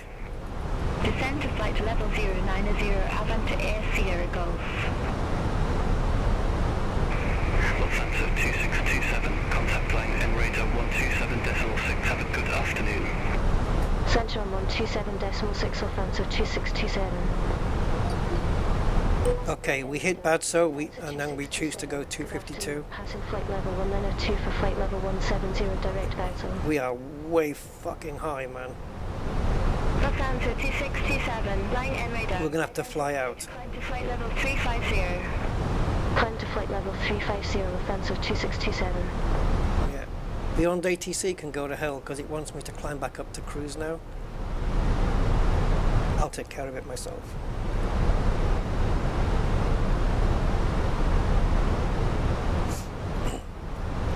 The problem is, our runway was supposed to be here, and that's why the route was this way, and then in. Now it's changed the runway to 7, which is on the other side. So our approach is this way, but it kept this in, as if we're supposed to go that way, and then back this way, and then back that way again. That's ridiculous. Maybe we do, because look at how much altitude we need to drop, and we are so much fucking higher than what we need to be on. How far above? We're 7,500 feet above what we need to be.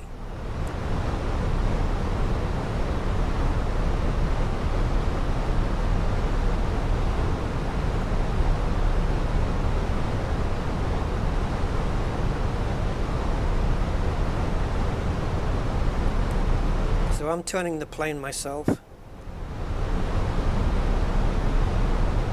until the plane has come down to the altitude I want it at. We have to make 4,000 for here, and then we'll turn the plane round. So I'm flying parallel to the runway but away from it until the plane has lost the desired altitude. That's basically what I'm doing, and we'll just keep it on this until the plane gets to probably around, I don't know, 7,000 feet, something like this, and then we can turn it around, and then it's got the rest of the journey back to get down to 4,000, hit the glide slope and land, basically.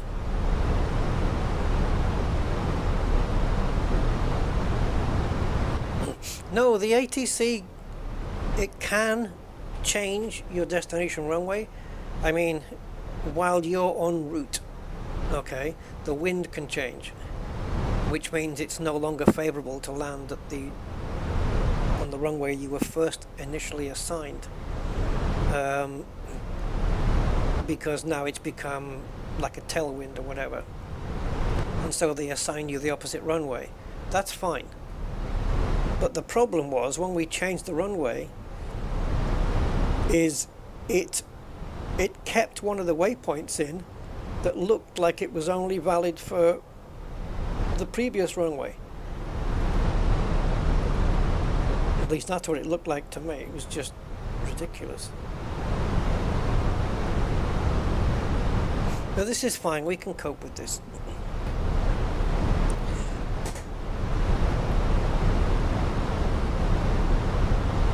So what we're doing now is the runway is the runway approach heading is 072. So if you add 180 degrees onto that, you get 252, which which is what we're flying at right now. So that puts us exactly parallel with the runway. So we're not flying away from it or closer to it in terms of lateral, right?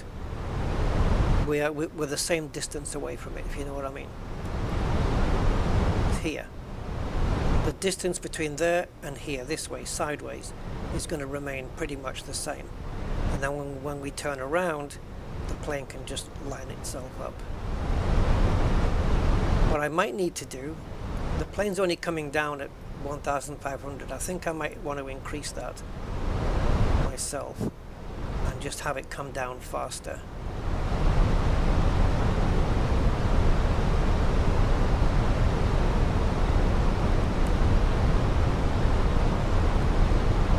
Oops, that was a mistake. Now let's see if we can increase the rate of descent here.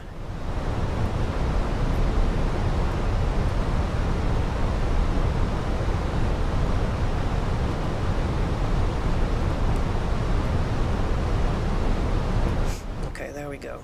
So now the plane is coming down, but what we can't do, the plane has to not exceed 250, so we can't have it, you know, pitch down too fast.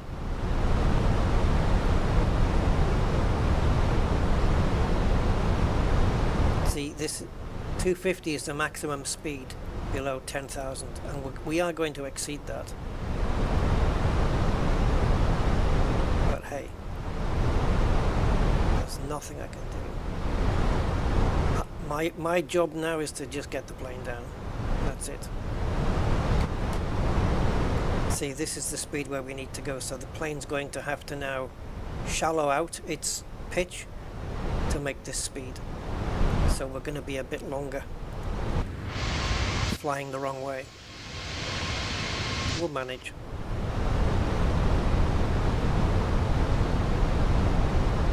So I think this blue line is saying this is where I'm going to hit 4,000 feet.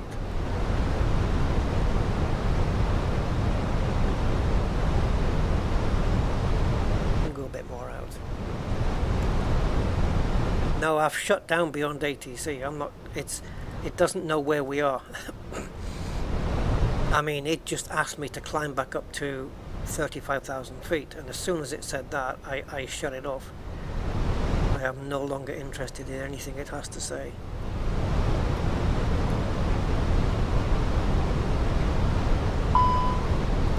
I'm working on it, you son of a bitch. Give me a second.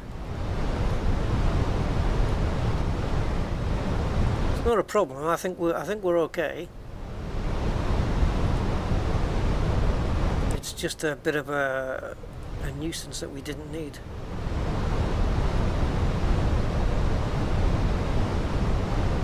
Now I said 7,000. That was my guess. That's what it's going to be.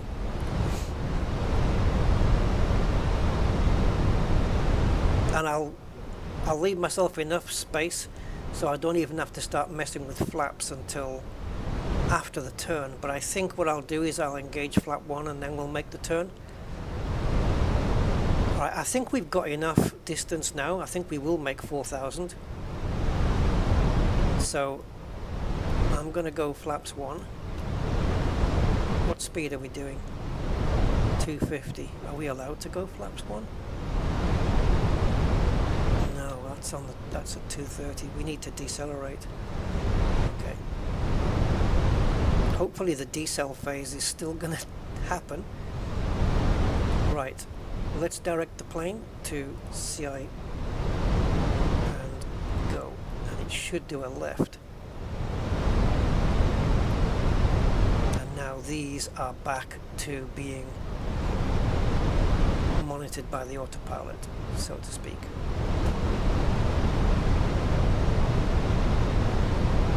And now what we want is the plane to slow down to at least 230. If it doesn't, well, that's another thing I'm going to have to manage manually.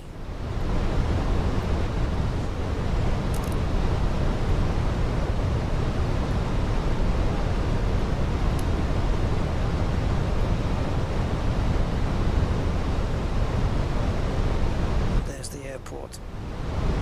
It's not that close. I've got it at 160 range. It's still quite a way out.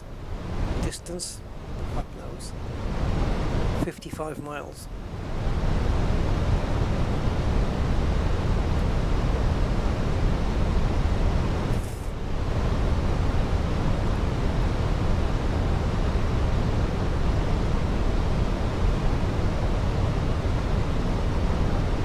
Once I've made the turn, I'm going to activate the approach mode as well.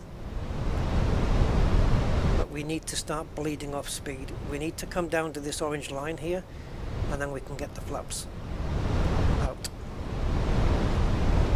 But once we hit 4,000, which is where it needs to be here, so I could have turned the plane earlier.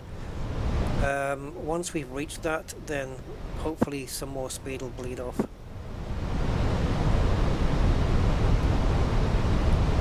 Let's activate the approach mode.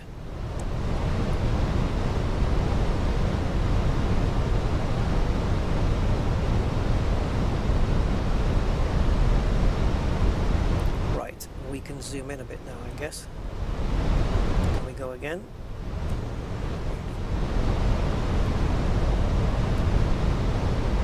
Now, it doesn't have...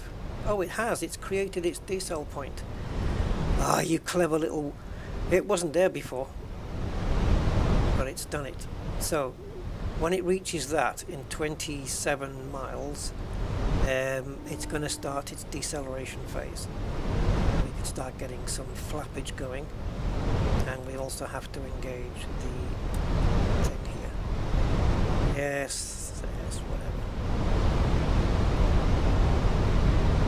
So you can't put the flaps down yet because we're going too fast. Maximum speed for flap 1 is 230 knots, and then 200 for flap 2 and 185 for flap 3. We're not going to go full flaps because I think the runway is long enough that we don't need to do that. Oh boy, oh boy, oh boy. That was some hassle we didn't need. So, on occasion, when they change the runway, it is just a case of just going here, changing the runway, and all the lines, all the flight lines, just they all connect up and everything's sweet and dandy. Sometimes, yeah, sometimes it isn't. And this is one of those times where it isn't. And I haven't taken care of the situation like a real pilot. I've taken care of the situation like I know how to get the plane down. I mean, I can't see jack out the window now, but 4,000 terrain ahead. We don't need to, oh god. Terrain ahead. Last time we had that, we crashed. Terrain ahead. Terrain ahead. Dude, terrain ahead. If we crash, we crash. Terrain ahead. Pull up. Terrain ahead. Pull up. Fucking hell. Terrain ahead. Pull up. Terrain ahead. Pull up. Terrain ahead. Pull up. Terrain ahead. Pull up.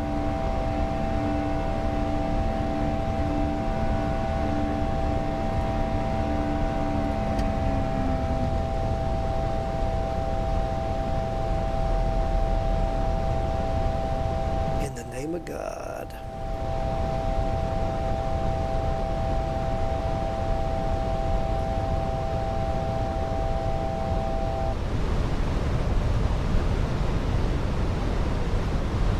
So now it has to descend to 4,000 again, which is fine because we can be here at 4,000. I don't know whether that was a mountain, a building, God knows what.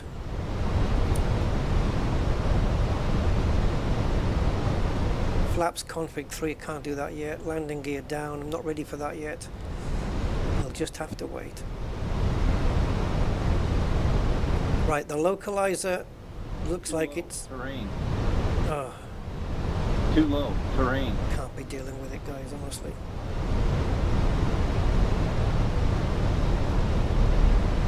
I fancy putting this to daytime just so I can see what the hell's in front of me. Last time we had this too low terrain bullshit. Terrain ahead. We literally hit it. Terrain ahead. Terrain ahead. Terrain ahead. Don't crash until I'm ready. Terrain ahead.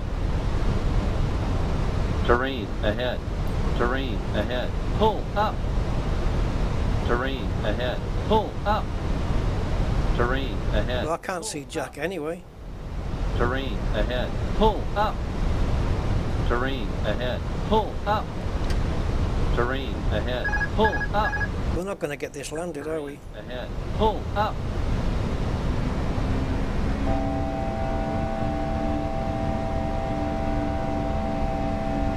Why would you direct me to this fucking runway? It's too dangerous. I'm flying the plane manual now.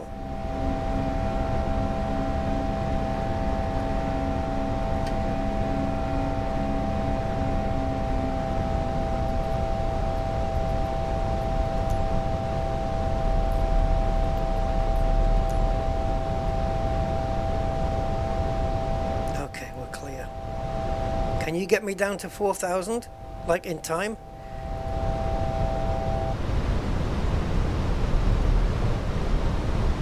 And can you please bleed off some speed? That would be awesome if you could bleed off speed.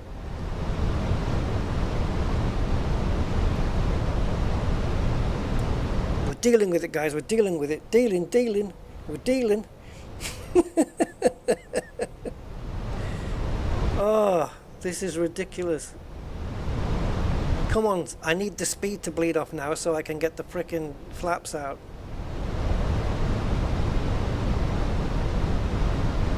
And the wheels. We just need to be at 4,000. So this is the decel point. This is the point where the plane's going to start slowing right down. And we need to be at 4,000 or above here. And we're well before there. So we're good. We're good. It looks low though, doesn't it? Christ. Yeah, it looks like we're really low. Anyway, alright. We're still landing. We're still landing it on the runway. We're still going to be good. All I need it to do is, once we take this little twingy turn here, that it picks up the localizer, smacks in the glide slope, and starts descending below 4,000, which is below what this says, because that's the glide slope system has taken over, and it's taking over and descending the plane regardless of the limit set there, and that's when we know we're okay. And then all I have to do is just handle the last 500 feet on my own and bring her in with my sensitive joystick. Right, so when we hit the decel phase here, that should have a D on it. Yeah, so it's got the D, right? So when we get there, the plane will do what it needs to do to slow itself down, and we should see the speed bleeding off. See, 2,000, this is our height above the ground, and this is our altitude, right? So it's two different things. This is the altitude, so this is above sea level, and this is above the ground. The difference between the two numbers is how high the airport is off the ground, which was 1,160 something, wasn't it? Yeah. Okay, so there's the ILS it's got hold of. Now the decel. So now the plane is decelerating. Flaps 1.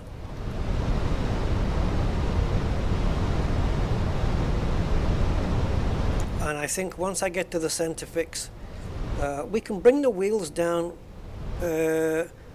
7 nautical miles is good, so at Varta we can bring the wheels down, and we've got 8 nautical miles to run it with the wheels, so it's absolutely fine. Yeah, so I think we can now go down to the next range here.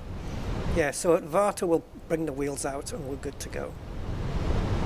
So we are now at 190, so that's enough to get that's enough to get flaps 3 out. But I won't do that yet. What I might do is engage flaps 2 at the center fix here. Why does that keep flashing? We'll engage flaps 2 here, and then at Varta we'll do flaps 3 and bring the wheels down. Not in that order. I'll get the wheels out first. And there's the runway. And then we'll just bring her in.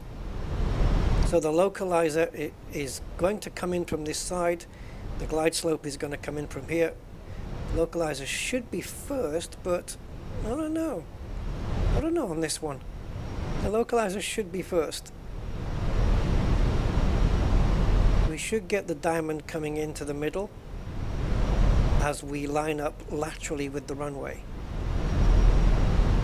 But as we get the height, which is here, Varta, then we should get the glide slope. So here it is. And the moment that gets near the middle, we'll hit the localizer here. And it will come off nav mode. There you go, it's locked in the localizer. And what that's doing now is it's lining up the plane with the center of the runway. And here comes the glide slope. And once that gets down, as we get closer, we'll lock the glide slope in.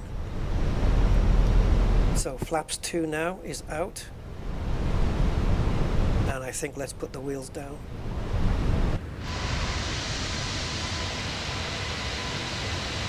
And you should see those 2 lights that I mentioned on the front of the wheel. I think they'll light up once we get there. Maybe you can see them. We've got one on either side there. I don't know why they're not lit up, but okay. Maybe they come on automatically. They are on. Yeah, they are on. It'll be fine. Okay, now we're at Varta, so now we can, we have the glide slope. So now the plane will descend beyond what this has been told to do. It's taken over. Flaps 3, and we are now fully configured for landing. Fucking hell. Yeah, airport is definitely in sight. I can already see the PAPI lights are showing 2 reds, 2 whites. So when this hits 500 feet from the ground, we're going quite slow already. We're doing like 133. I don't know what the VAP speed is, but we're going really, really slow right now.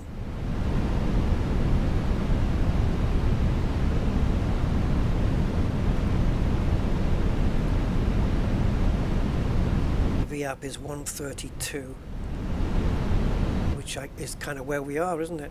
132, that's the approach speed, see? 132, and that's exactly where we are, 132. And VLS 127, so that should be our touchdown speed, I think. I don't know. What do I know?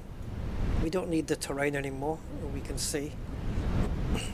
Should I just do an auto land after all this? Fucking hell. I really don't want to mess this up now. Yeah, where's the light? Oh, there, they've come on, look.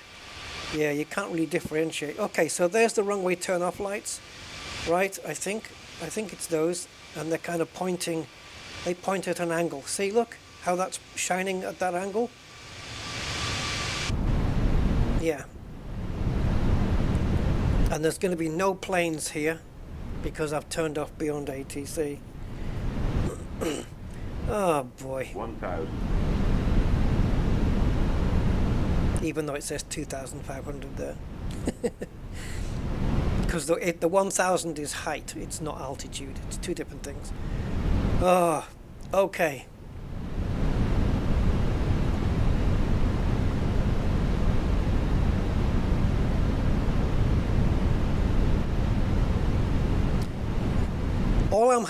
All I'm satisfied with is that when we get these situations where the flight plan went a bit haywire, that I knew what to do in order to get out of the situation and deal with it and still make it back onto the runway. You know, I just know the way to do it. And 400. 400.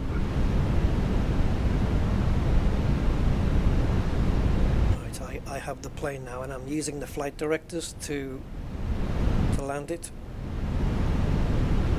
So don't steer me in the wrong direction, quite literally. 400.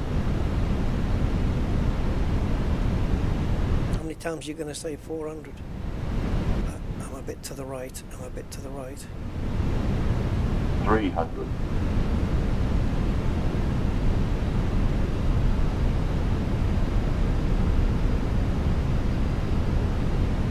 Yeah, we're going to land to the right of the runway, but it's going to be fine.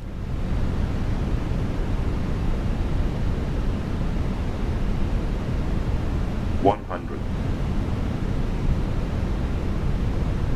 50, 40, 30, 20, retard. Cinch, cinch.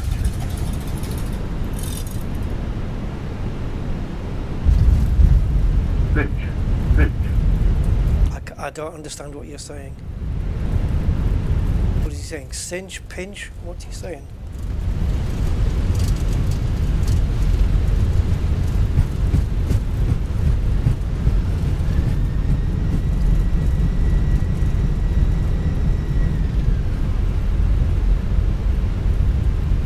What did he say? I've never heard that call out before. Cinch, pinch, winch. Winch? Was it winch? Could it be winch? I don't know.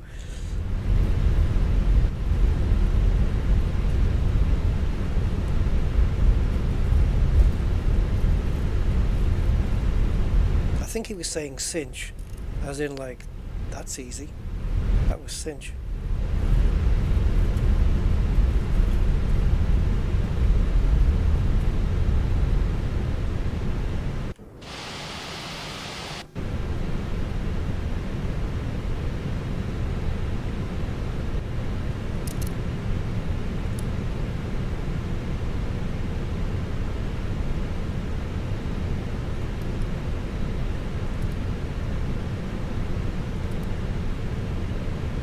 Tell them all I know now. I haven't got a clue where to go now.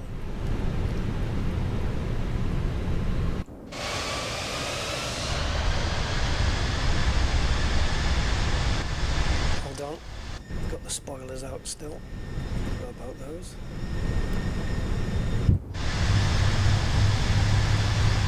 Now where the hell's all the parking spaces and stuff and things?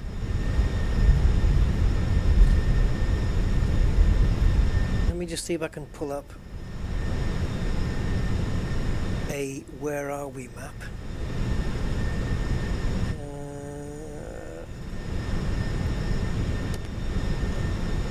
Stuttgart.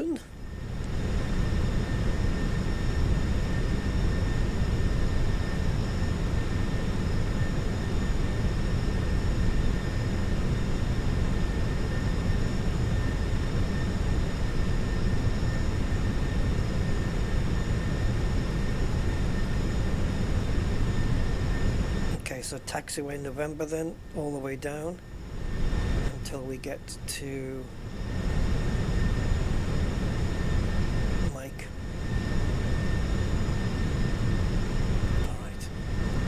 Alrighty.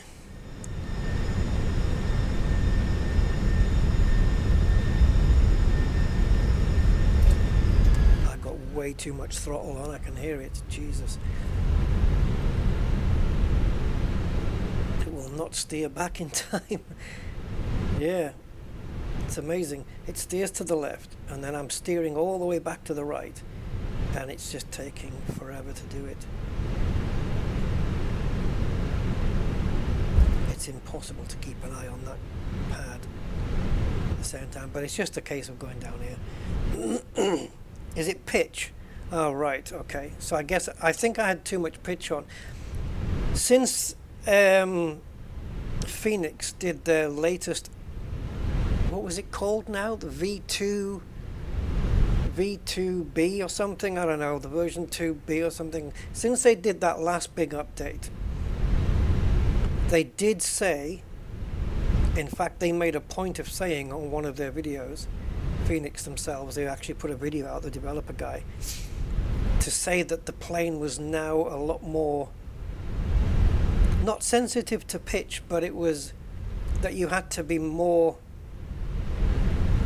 controlled with the pitch than before.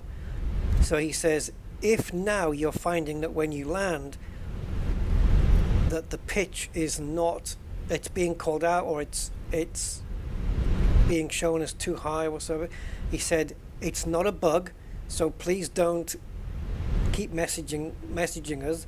It's not a bug, it's how it's supposed to be, and this is how the new flight characteristic is. We were told that specifically, and I haven't flown enough flights in the new version because I've been using other planes to get used to it yet. So yeah, what you have to be a lot less, like the nose can't be pitched up as high as it would allow before. Now it has to be a lot flatter. It's just from the inside of the plane, you just instinctively feel that you have to pitch up to flare the plane, you know, on the landing, to slow it down, you know, so the belly is exposed and the wind hits it and it flares it and it slows it down. But now it's not the case. Now it's, you have to be flatter and just don't pitch up so much, don't flare the plane as much. I'm going to have to do quite a few more flights to get used to that. And also, to avoid doing it, it's also important to make sure your approach is good. You don't do what I did, which is veer to the right, which is something I always tend to do. It is my weakness on landing, is keeping the plane in the middle of the runway. I'm so concerned about altitude and keeping the altitude right, so I'm hitting the runway at the right time, that I take my focus off the lateral and the fact that it's, you know, it's not going to hit the center of the runway anymore. I do struggle to do both at the same time. But I think once I've got both of those lined up and I'm happy with both of those things, then I have mental capacity, let's say, enough left over to focus on keeping the pitch right, if that makes sense. Because right now I'm dealing with too many freaking things. You know, like I was more concerned about putting the plane back in the middle of the runway the moment we landed.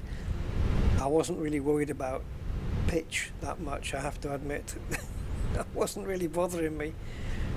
But yeah, there's a lot to do. So yeah, we'll just put it down here, I think.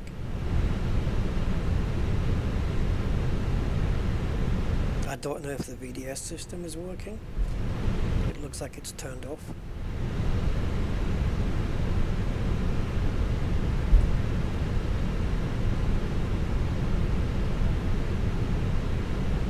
It is turned off, isn't it? I don't know why.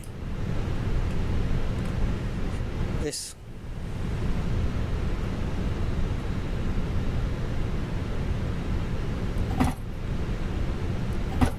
And we can shut that off because we have it on the APU. And what we can do now is call ground power.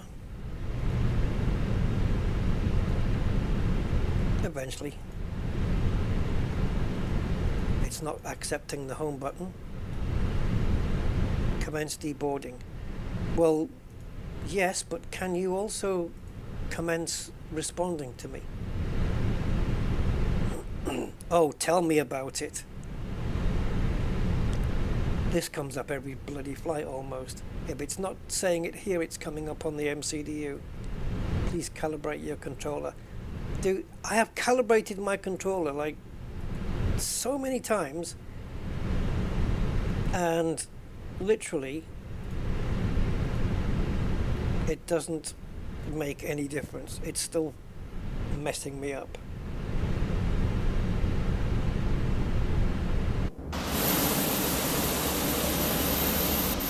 Okay, looks like ground power is available, so we can turn it on.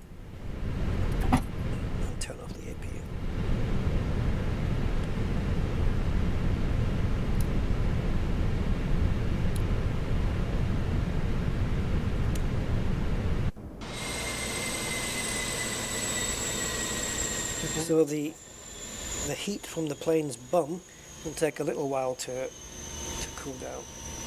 Yeah, always to the right, I know. I think that's because I'm sitting on the left-hand side. Honestly, because I think what I subconsciously do is put myself in the middle of the wrong way, which is not right, is it? I need to be slightly to the left of the wrong way. Ah, the visual systems come on. Look. There are no passenger stairs. You will Rusty? not see passengers. Why is my name there? Passengers deboarding starting. Why is my name there? Why does it say Rust? What's going on? What's that about? No stairs. No, don't you have a... Okay. They don't have a jetway. Okay. Jetway not close enough. Alright.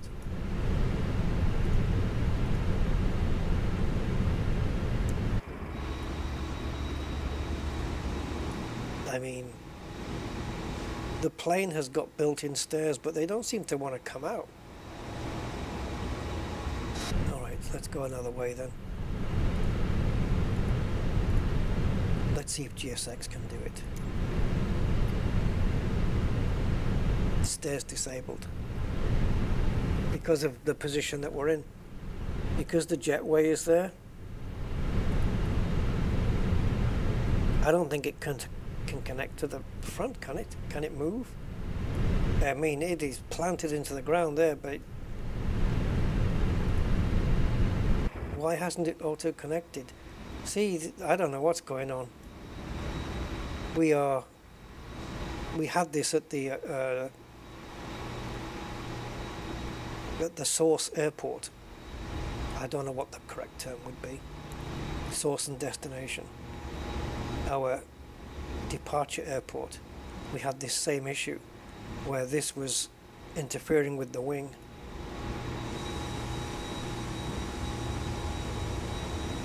So we can't get people off. Maybe I can get them out the back door, I don't know.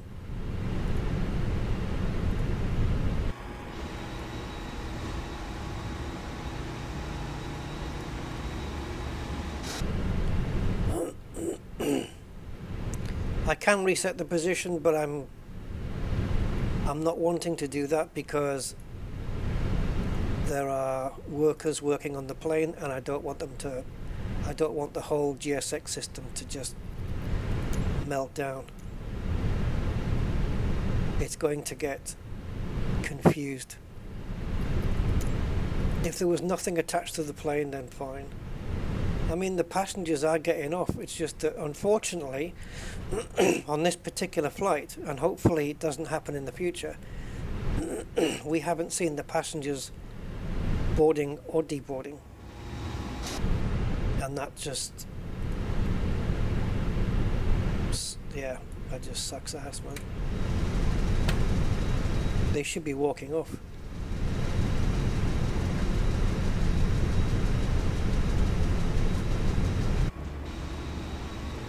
And even with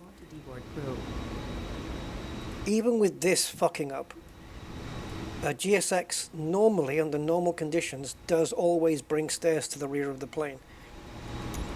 And they never get used by anybody. But it always does it. And now the one time that we need it to do it, well, as you can see, it doesn't want to do it. Isn't it mind-blowing that GSX doesn't have an option at the bottom here to go back? So it goes back to the previous menu. That blows my mind. That if I want to get back to the previous menu, I have to go here and then back into here again. That's mind-blowing to me that they don't have that. See, I requested operate jetways. It can't do the jetway, so it won't. It's not killing the request. Oh.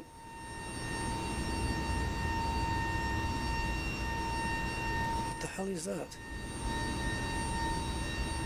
So where are we? We're on 14. Okay. Let's go GSX. Gate 14. Reposition. Reposition here. Okay. The thing is though, it believes that it is deboarding the passengers. It believes that already.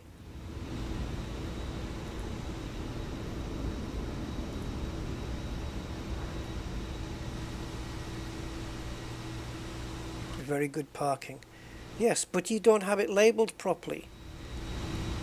How is that the parking? These are normally labelled 737, A320, 777. They're normally labelled. You've got me stopping on none of those markers. See, everyone's fucked off already. So we're not going to get to see it.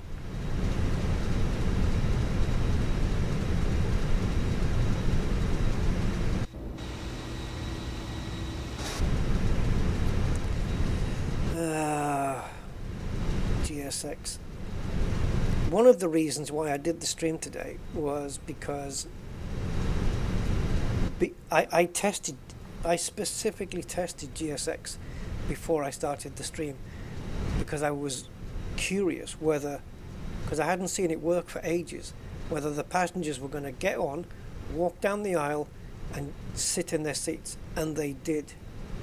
And I thought, great, when I do the stream, when I do the flight, we will do the whole GSX thing, because now I've seen it working. And it completely fucked up. You just can't rely on it at all. Boarding requested. So now I'm requesting boarding. Now we have the jetway there. Now I want you to work. The first sign it might work is to see the flight attendant here. Let me just stand up off my seat. Why is my light on? So the flight attendant being here is kind of a good sign. Ladies and gentlemen, welcome on board our flight. Please make There she, okay, great. overhead lockers. Oh, Amanda Nunes here wanting to come down. Sorry. Okay, so this is good.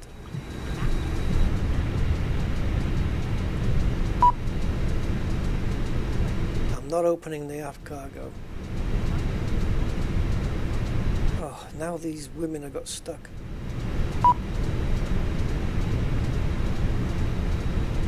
This is because they want to load all this stuff again. Passengers boarding starting. Now leave me alone. Stop pestering.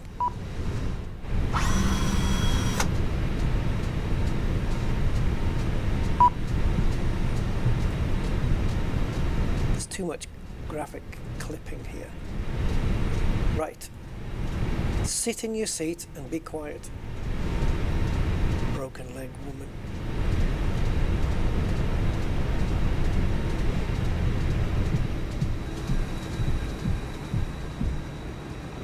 There you go. Comfortable?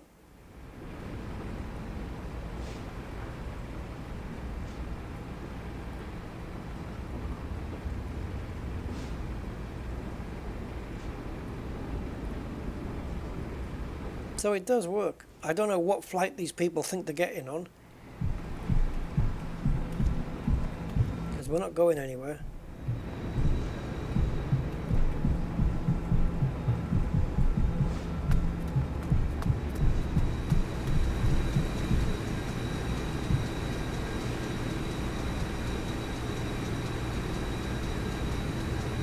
Pinch. Sorry, pitch. So yeah, so it does frickin' work. What are we gonna do now? Set up a flight from here all the way back to Amsterdam, do the return flight.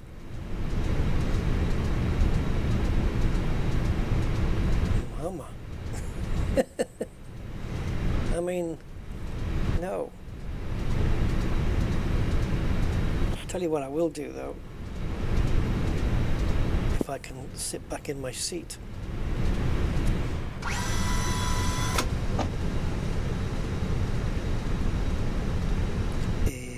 First of all, we can, well, we're on external power. We can just, I've got people getting on, but what they don't know is I'm shutting the plane down.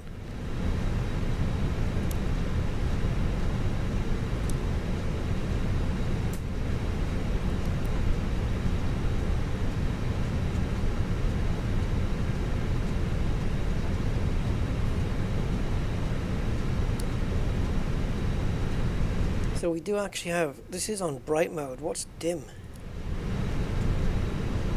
Oh, it's the light. Oh, okay, so it's these, right. Don't think I'd want to turn that off.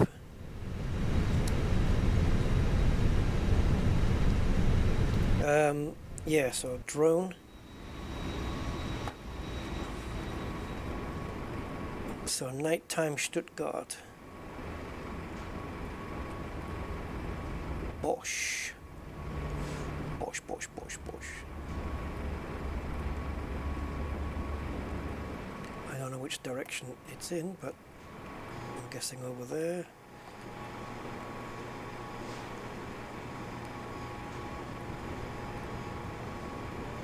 These crazy drivers. There's actually a pack out, I think. I don't know who's doing it. I think there's a pack out now that puts high definition cars in the sim. Quite why anybody would want that or see the need for it, I don't know. What's the point of having cars that are any more defined than this? It's a flight sim. You're 35,000 feet in the air. Don't spend money on crap you don't need.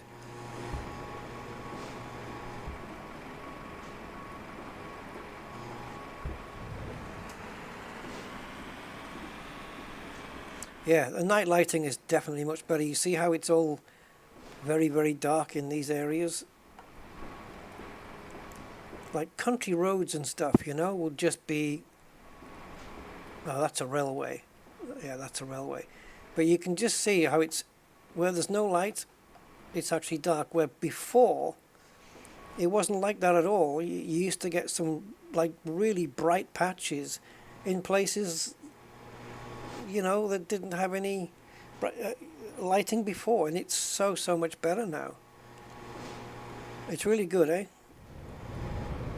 Flying a small plane at night must be cool as well.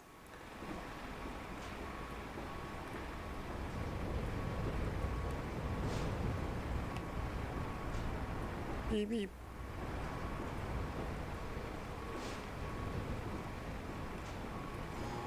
We should have a look on Google Earth or Google Maps, whatever, just to see if we can find these same places.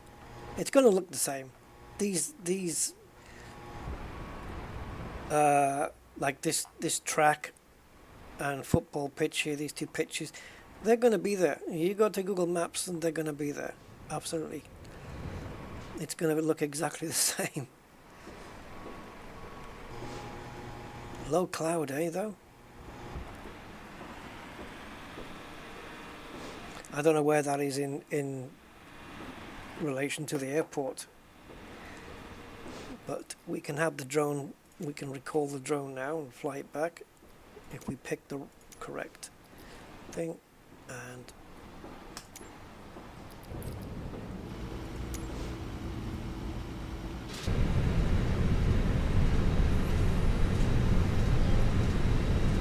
you're not going anywhere, so I don't know what you're getting on for. You're getting on because I told you to get on. Can we turn out the cabin lights from here? And if so, where and how do we do that?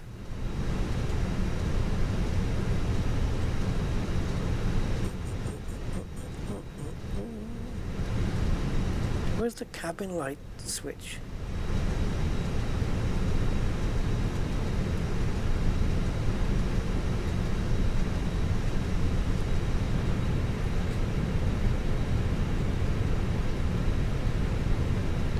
There may be a switch in the cabin itself. ditching. There's one you don't want to press, or don't want to have to press. So this is cabin pressure, all handled automatically by the plane. Very nice. Let's have a look. Let me see if I can Google it. So Airbus A320. How to turn off cabin lights. This will be for the real plane. To turn off the cabin lights, the crew uses the overhead panel, specifically the forward attendant panel or aft attendant panel, passenger cabin zones, where button control brightness, a specific dome and annunciator lights. Right, well those are, this is for the cockpit though. These are for cockpit. Let me have a look at images.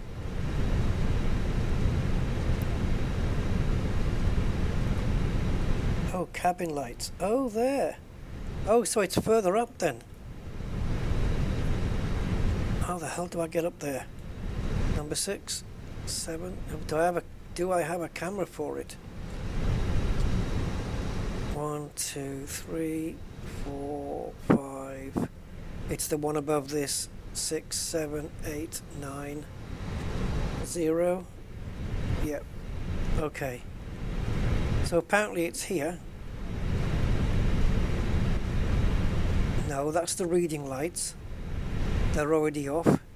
They're reading lights. Okay, so the image is not what I want. No. Not cockpit lights. It's cabin. It's cabin lights. Yes. No, not that. What about cabin? Should we just pull the fuse? Pull the breaker fuse out. It's not letting me. Okay, I can pull those out. Are the green ones not? We can't do them.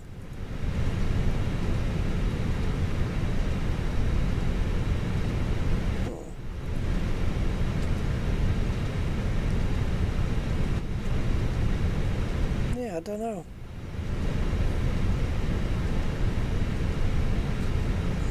Let's just go for Phoenix A320.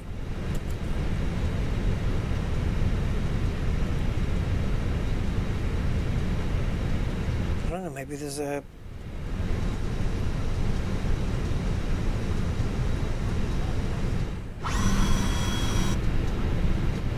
while I'm stood up I can operate switches. I mean we have this one. But this one will light up and switch off the whole cabin. But I'm pretty sure we need hydraulics on for that. And they're not switched on. This is the whole, well, it says there bus, maintenance bus. You turn that off and it will shut down all the lights here.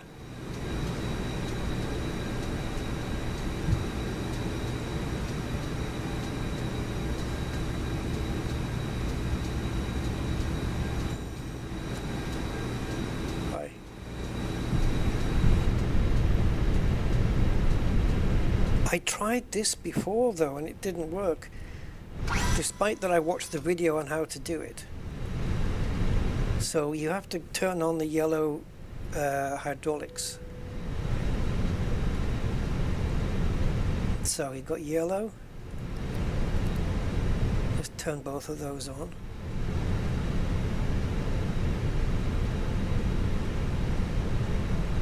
Oh, that says off now. Okay. This is the pump thing that when you put it on, it sounds like a dog barking. And using that hydraulic system is supposed to make that work, but I've never had it working. See? Does the plane need to be off? Okay, I can switch it off. Oh, I hate that I'm facing backwards when it does that.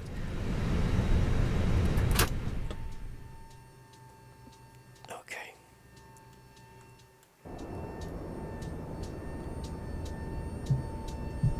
See, it's still on. Thank you! Fucking hell. First time it's ever worked. Yes. Oh, now it's gone off completely now. What have we just lost? I don't know. Right, you lot. Off.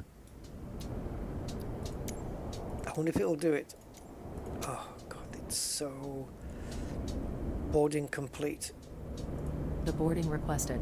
Yep, you can all get off now. This was just a drill. You're all guinea pigs. No passenger stairs. Oh, go away. Can't be arsed.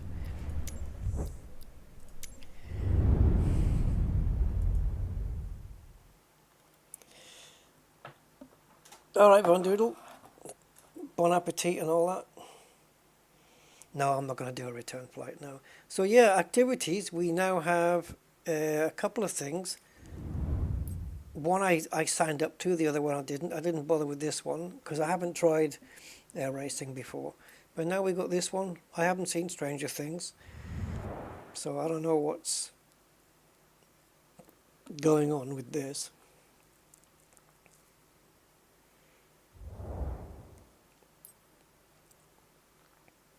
Murray's missions, Hawkins heli tours, training. Training I would need because I can't fly helicopters.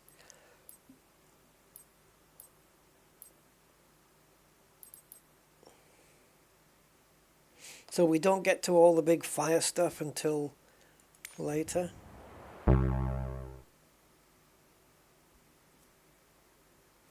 I think that noise was my MCD shutting down.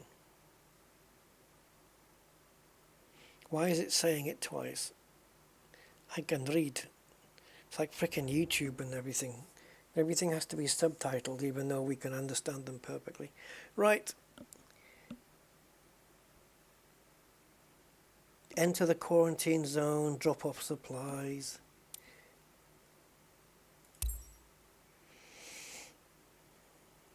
What am I driving, a Jeep?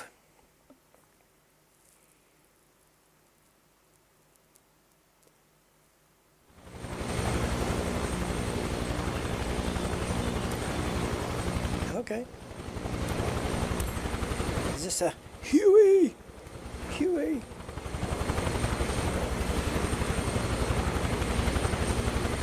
Maybe helis to me in flight is like drifting is just in sim racing. You know, like I can't do it. And I'll never be able to do it. I don't know. I can take off and stuff. Why is that such low texture? Is it not going to kick in? There you go. Wow, the lag.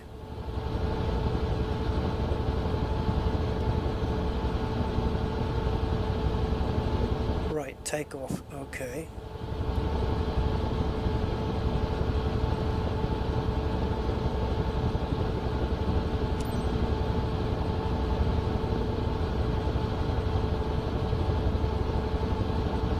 Why can't I? I've got no control on this thing. Normally, on my joystick, I can maneuver it, I can pitch and maneuver the thing, but it's not letting me.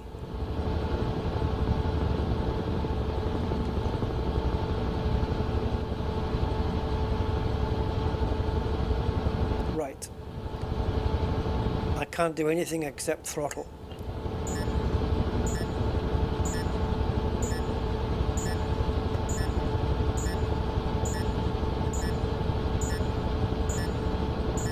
Totally got zero power on now, and it's just not dropping out the sky. I've got no control. Maybe with a game, yeah, of course, fucking game controller. They prioritize the game controller over everything.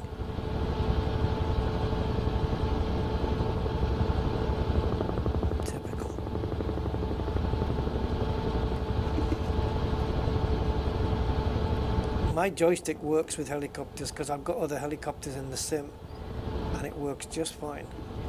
But this one is not accepting my joystick input at all. Arcade zone.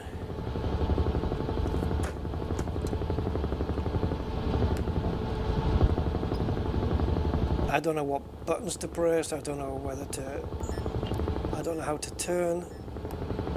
Oh, what the fuck to press here?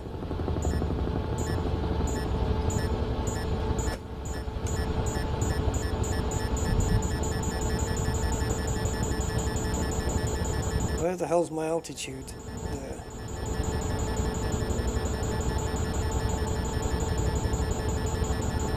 I don't know what to press to bring the altitude up and down on this. I've got zero, I know my throttle is working and I've got no throttle on at all. So it should start descending. There's no way I'm right. I'm just gonna do something to prove something. Let's go to main menu.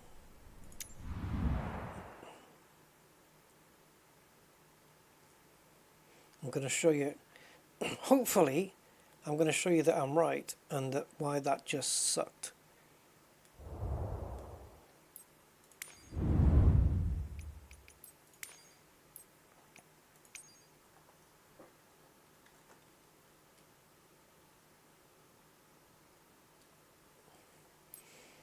Okay, so let's pick a helicopter. Let's just take off from anywhere in the world except Telluride.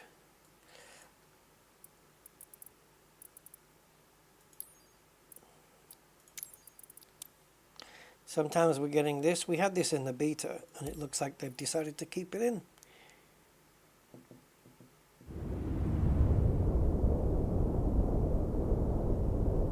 Now I may have to fake start this unless it's already started, because I'm not going to go through the start procedure because I have no idea what to do. Okay, it's already started. So let's see if my joystick works. There you go. Joystick is fully functional.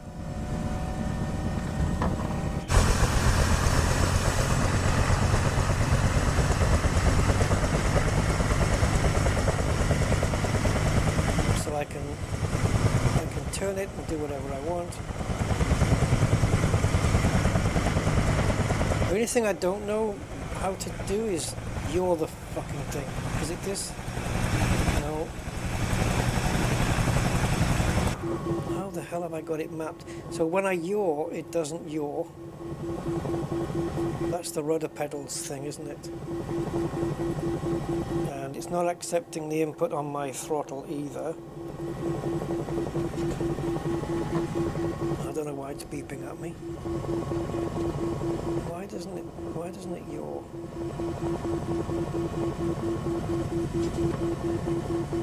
I must have it set up to a control that I don't remember what it is. But surely the yaw, I can yaw with a plane, so why can't it work on the heli? Is it a different set of controls, perhaps?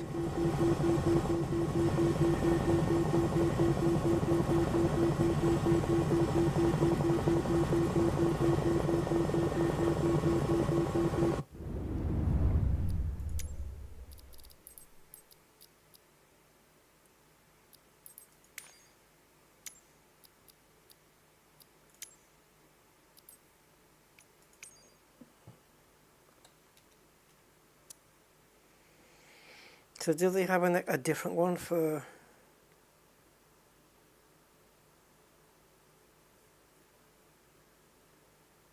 your left, your right, or rudder left, rudder right, depending on, yeah, helicopters, joystick axis Z, and that's mapped to 2 other items. So yeah, it's set up. It's just that the plane isn't yawing. The aircraft is not yawing. So the only way to get round it is roll and pitch. Good old Roland.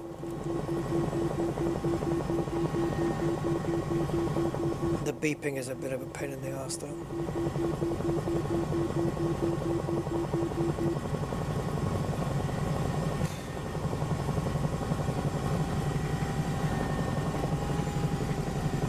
Right, I don't even know what I'm doing. I can't even tell if I'm moving.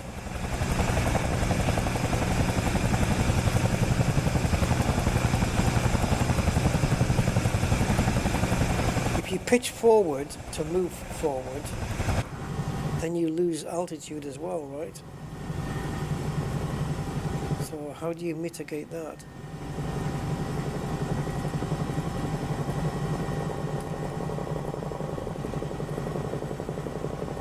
But anyway, I only came into this helicopter to prove to you that I do actually have joystick control with it. So the one that's in that Stranger Things is not giving me any control at all. But now I don't have any yaw with this. I'll tell you what's not helping today.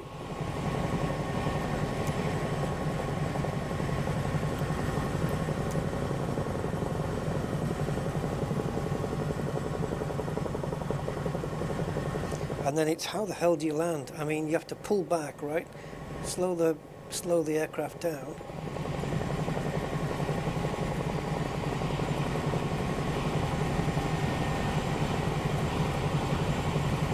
I was in that thick cloud. I couldn't even tell I was moving.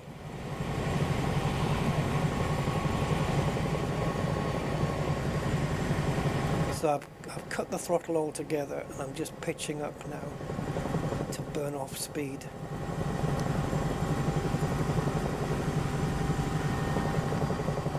But it's how to get the thing stationary.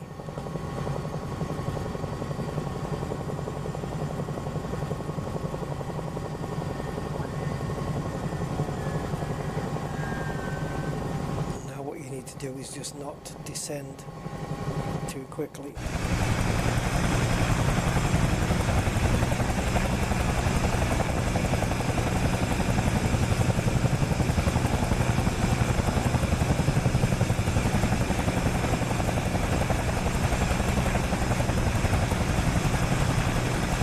How do you push the thing down? It's not going down any faster. This is as much as I can do. I've got no throttle on whatsoever.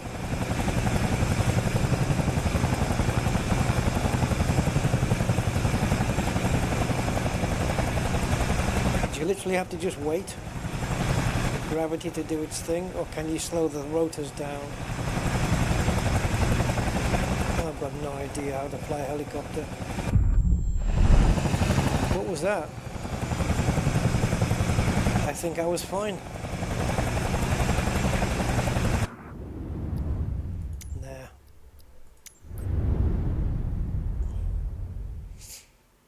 This is probably not a good starting place. If I'm going to learn how to fly helicopters, it has to be done the same way as planes.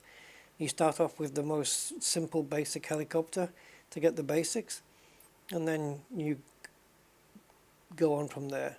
And obviously the most important of everything is to set up the controls better.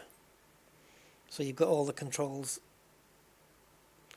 Yeah, I have no idea about even the basics of flying a helicopter.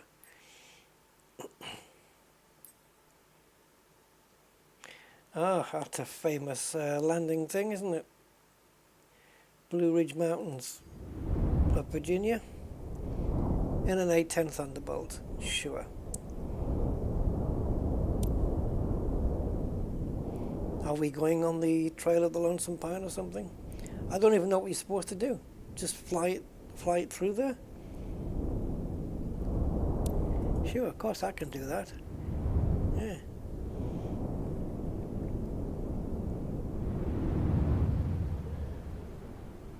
Oh yeah, easy. Oh, wonderful. So we've got points. Can I get inside? Can I fire?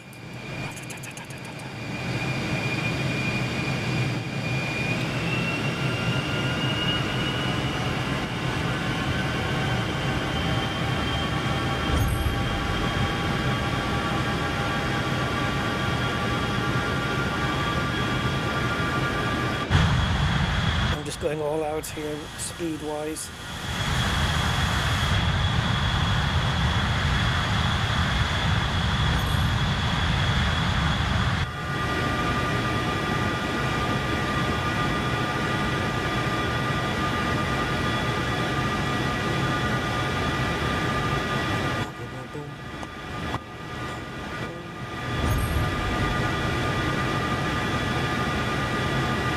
I get extra points for flying low as well, because I can definitely get lower.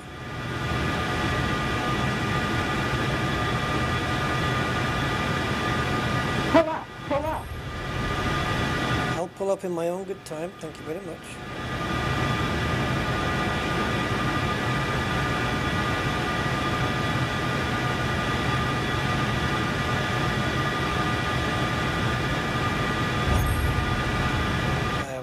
What the hell I'm doing. Do I just fly towards the goal and that's it, and it's somehow broken up into sections? Why is there points in red and points in black? What's the point?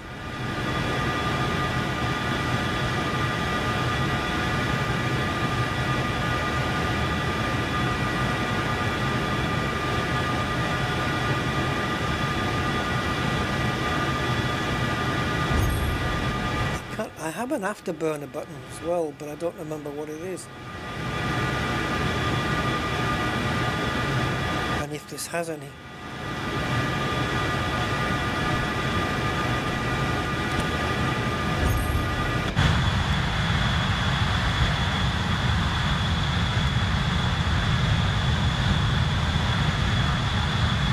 Does this have afterburners on this?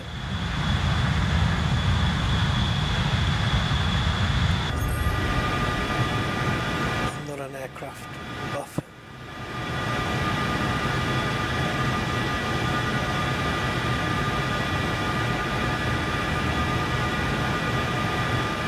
In the mountains of Virginia. Oh, I just flew. Oh, low altitude. Ah, so that was the goal. Oh, if I'd known, I would have flown low altitude. I could have gone lower. Wait, personal record and world record? Huh? So why am I second? I should be the leader of the world. I guess less points is better then. Alright, let's go again. Now that I know it's low altitude.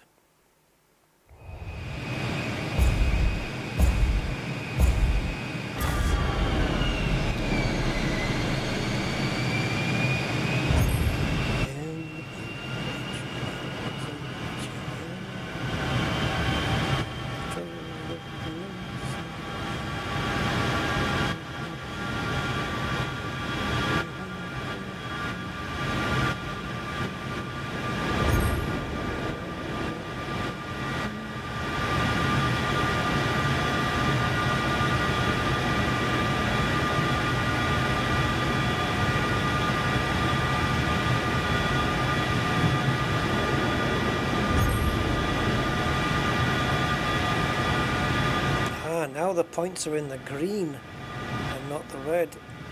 Oh, that is way too sensitive.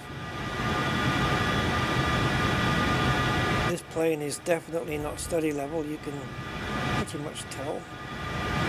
By the way it's flying, it's a bit arcadey.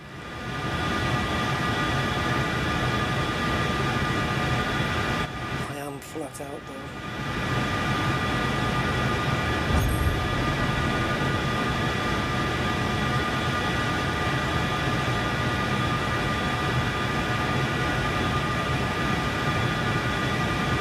I can't go too far down here because then I need to pull back up and I won't have the ability to do it.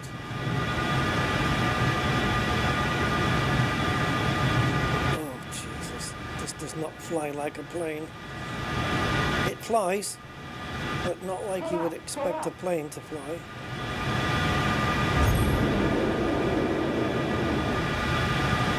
not, the goal is not to pull up. It's to hug the ground like a grizzly bear.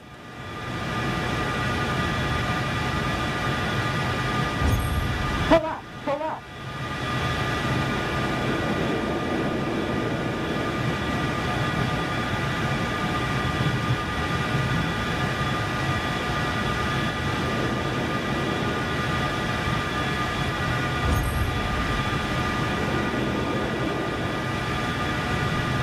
Why are my points in the red now? That's not fair. Pull up, pull up.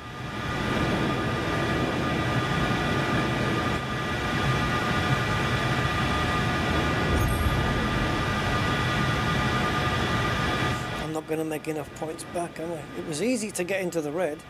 Oh, no problem. It gives me thousands of points to go into the red, but it never gives me enough back to get back into the green.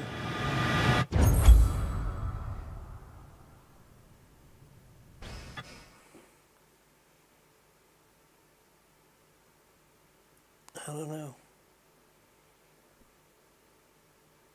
So I have to be in the green enough. So this is 160,000 red points. And I've just got to not get I've got to get as few as possible. Well, I've gone above the guy that I was there before, you know, I was behind. But they said he was number one before, now he's not. And he's not number one either. Because whoever's got this is number one, and he hasn't got it. It doesn't make sense.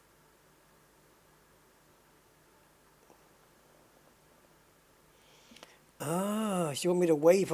Okay, so instead of going up and around the hills, it's going around and keeping it low.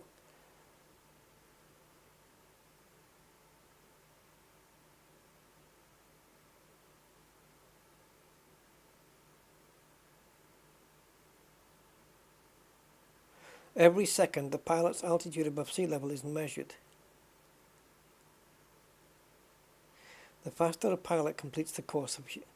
Okay. Alright, last time. So we have to stick to this. It's not necessarily being ahead, it's just going ahead. It's navigating around the lowest points. Maybe being outside of the plane, external camera would be better then. So how can we navigate this? There is no lower point, is there?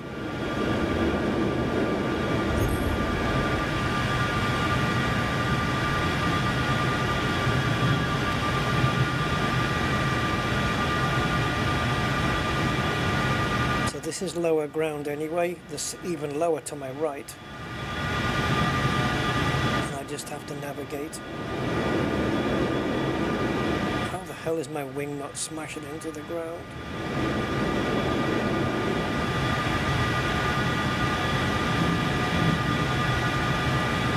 Pull up, pull up. No chance.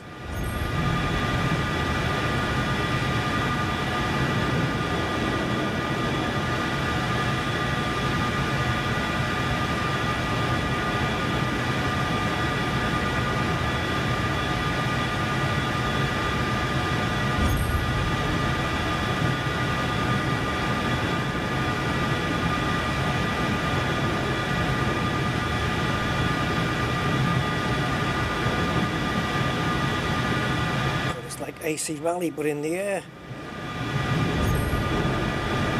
3 left, into hairpin right.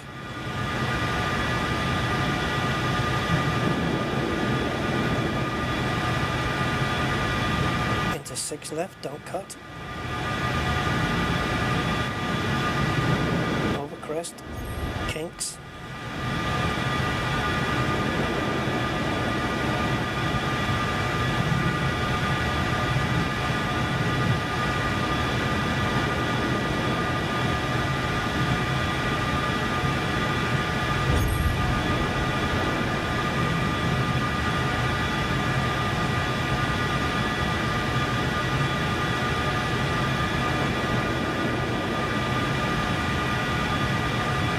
can get lower, but I don't in case I need to quickly get the hell out. Oh my god.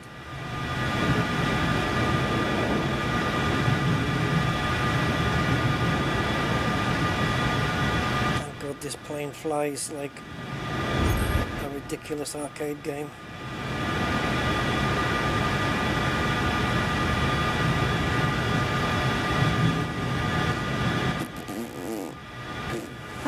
Pull up.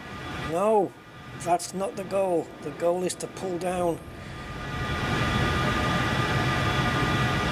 250,000, man. That's worse, isn't it? How can that be? I needed to be on that. The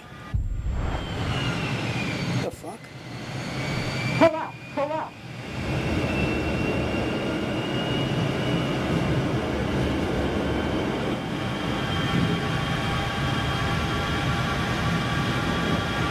Yeah, you put me back, but I bet you didn't reset my fucking points from what it was back there.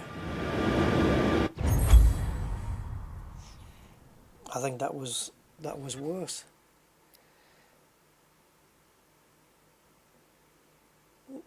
I don't know, did I score better or worse? I have no idea.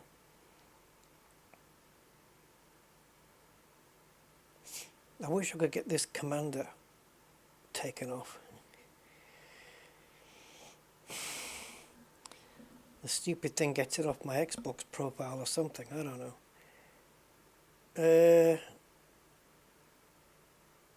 Yeah, you have to know that, I think you have to do a run with high altitude first. So in your head you can map out where all the low valleys are, and then on your next run you follow those low valleys.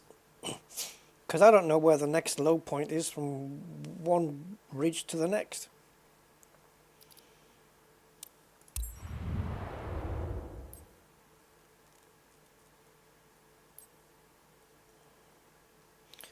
Yeah, coachable.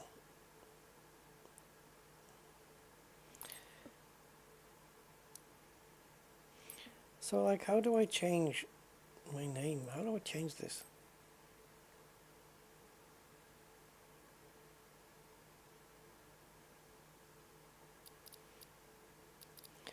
Okay, guys, that's it. I'm done. Hope you enjoyed the flight. Especially the approach. Too much stress.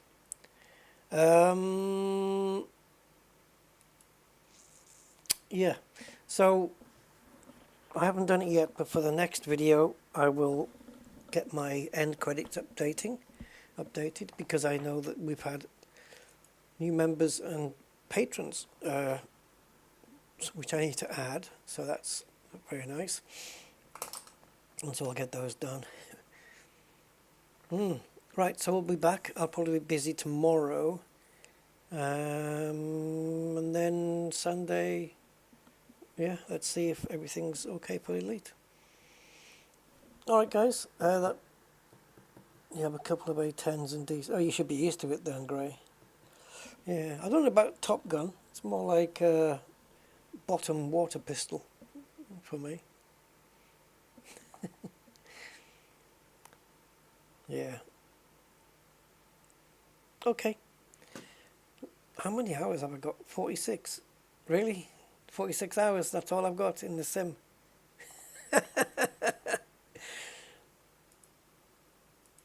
Yeah, I think not. There you go. Total flight time. 1 day, 21 hours. Again, is that all? What's a mimimeter?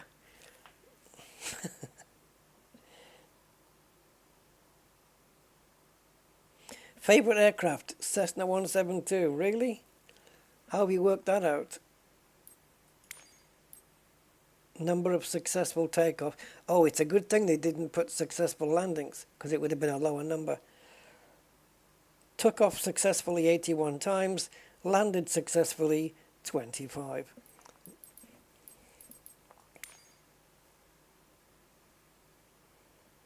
Total flight time, 20 minutes. Where are you getting this rubbish? Most played Korea mission type. I've never done Korea. I haven't done North Korea or South Korea neither. Where are they getting this? I've done more than 81 takeoffs for a start. Flight time, well, I don't know. Maybe I'm counting Flight Sim 2020 as well. I did more than 20 minutes today. What is this? What are these stats? Photo album. Yeah, I did take those. I remember taking that one. Yes. Don't board the passengers until we've finished building the aircraft. Sure. I don't know. I don't know where it's getting it all from. Okay, guys. Thank you so much and for being here. And I will catch you on the next Rusty Dog Show. Until then. Have a good one, guys. Take care. And I'll see you then. Bye-bye.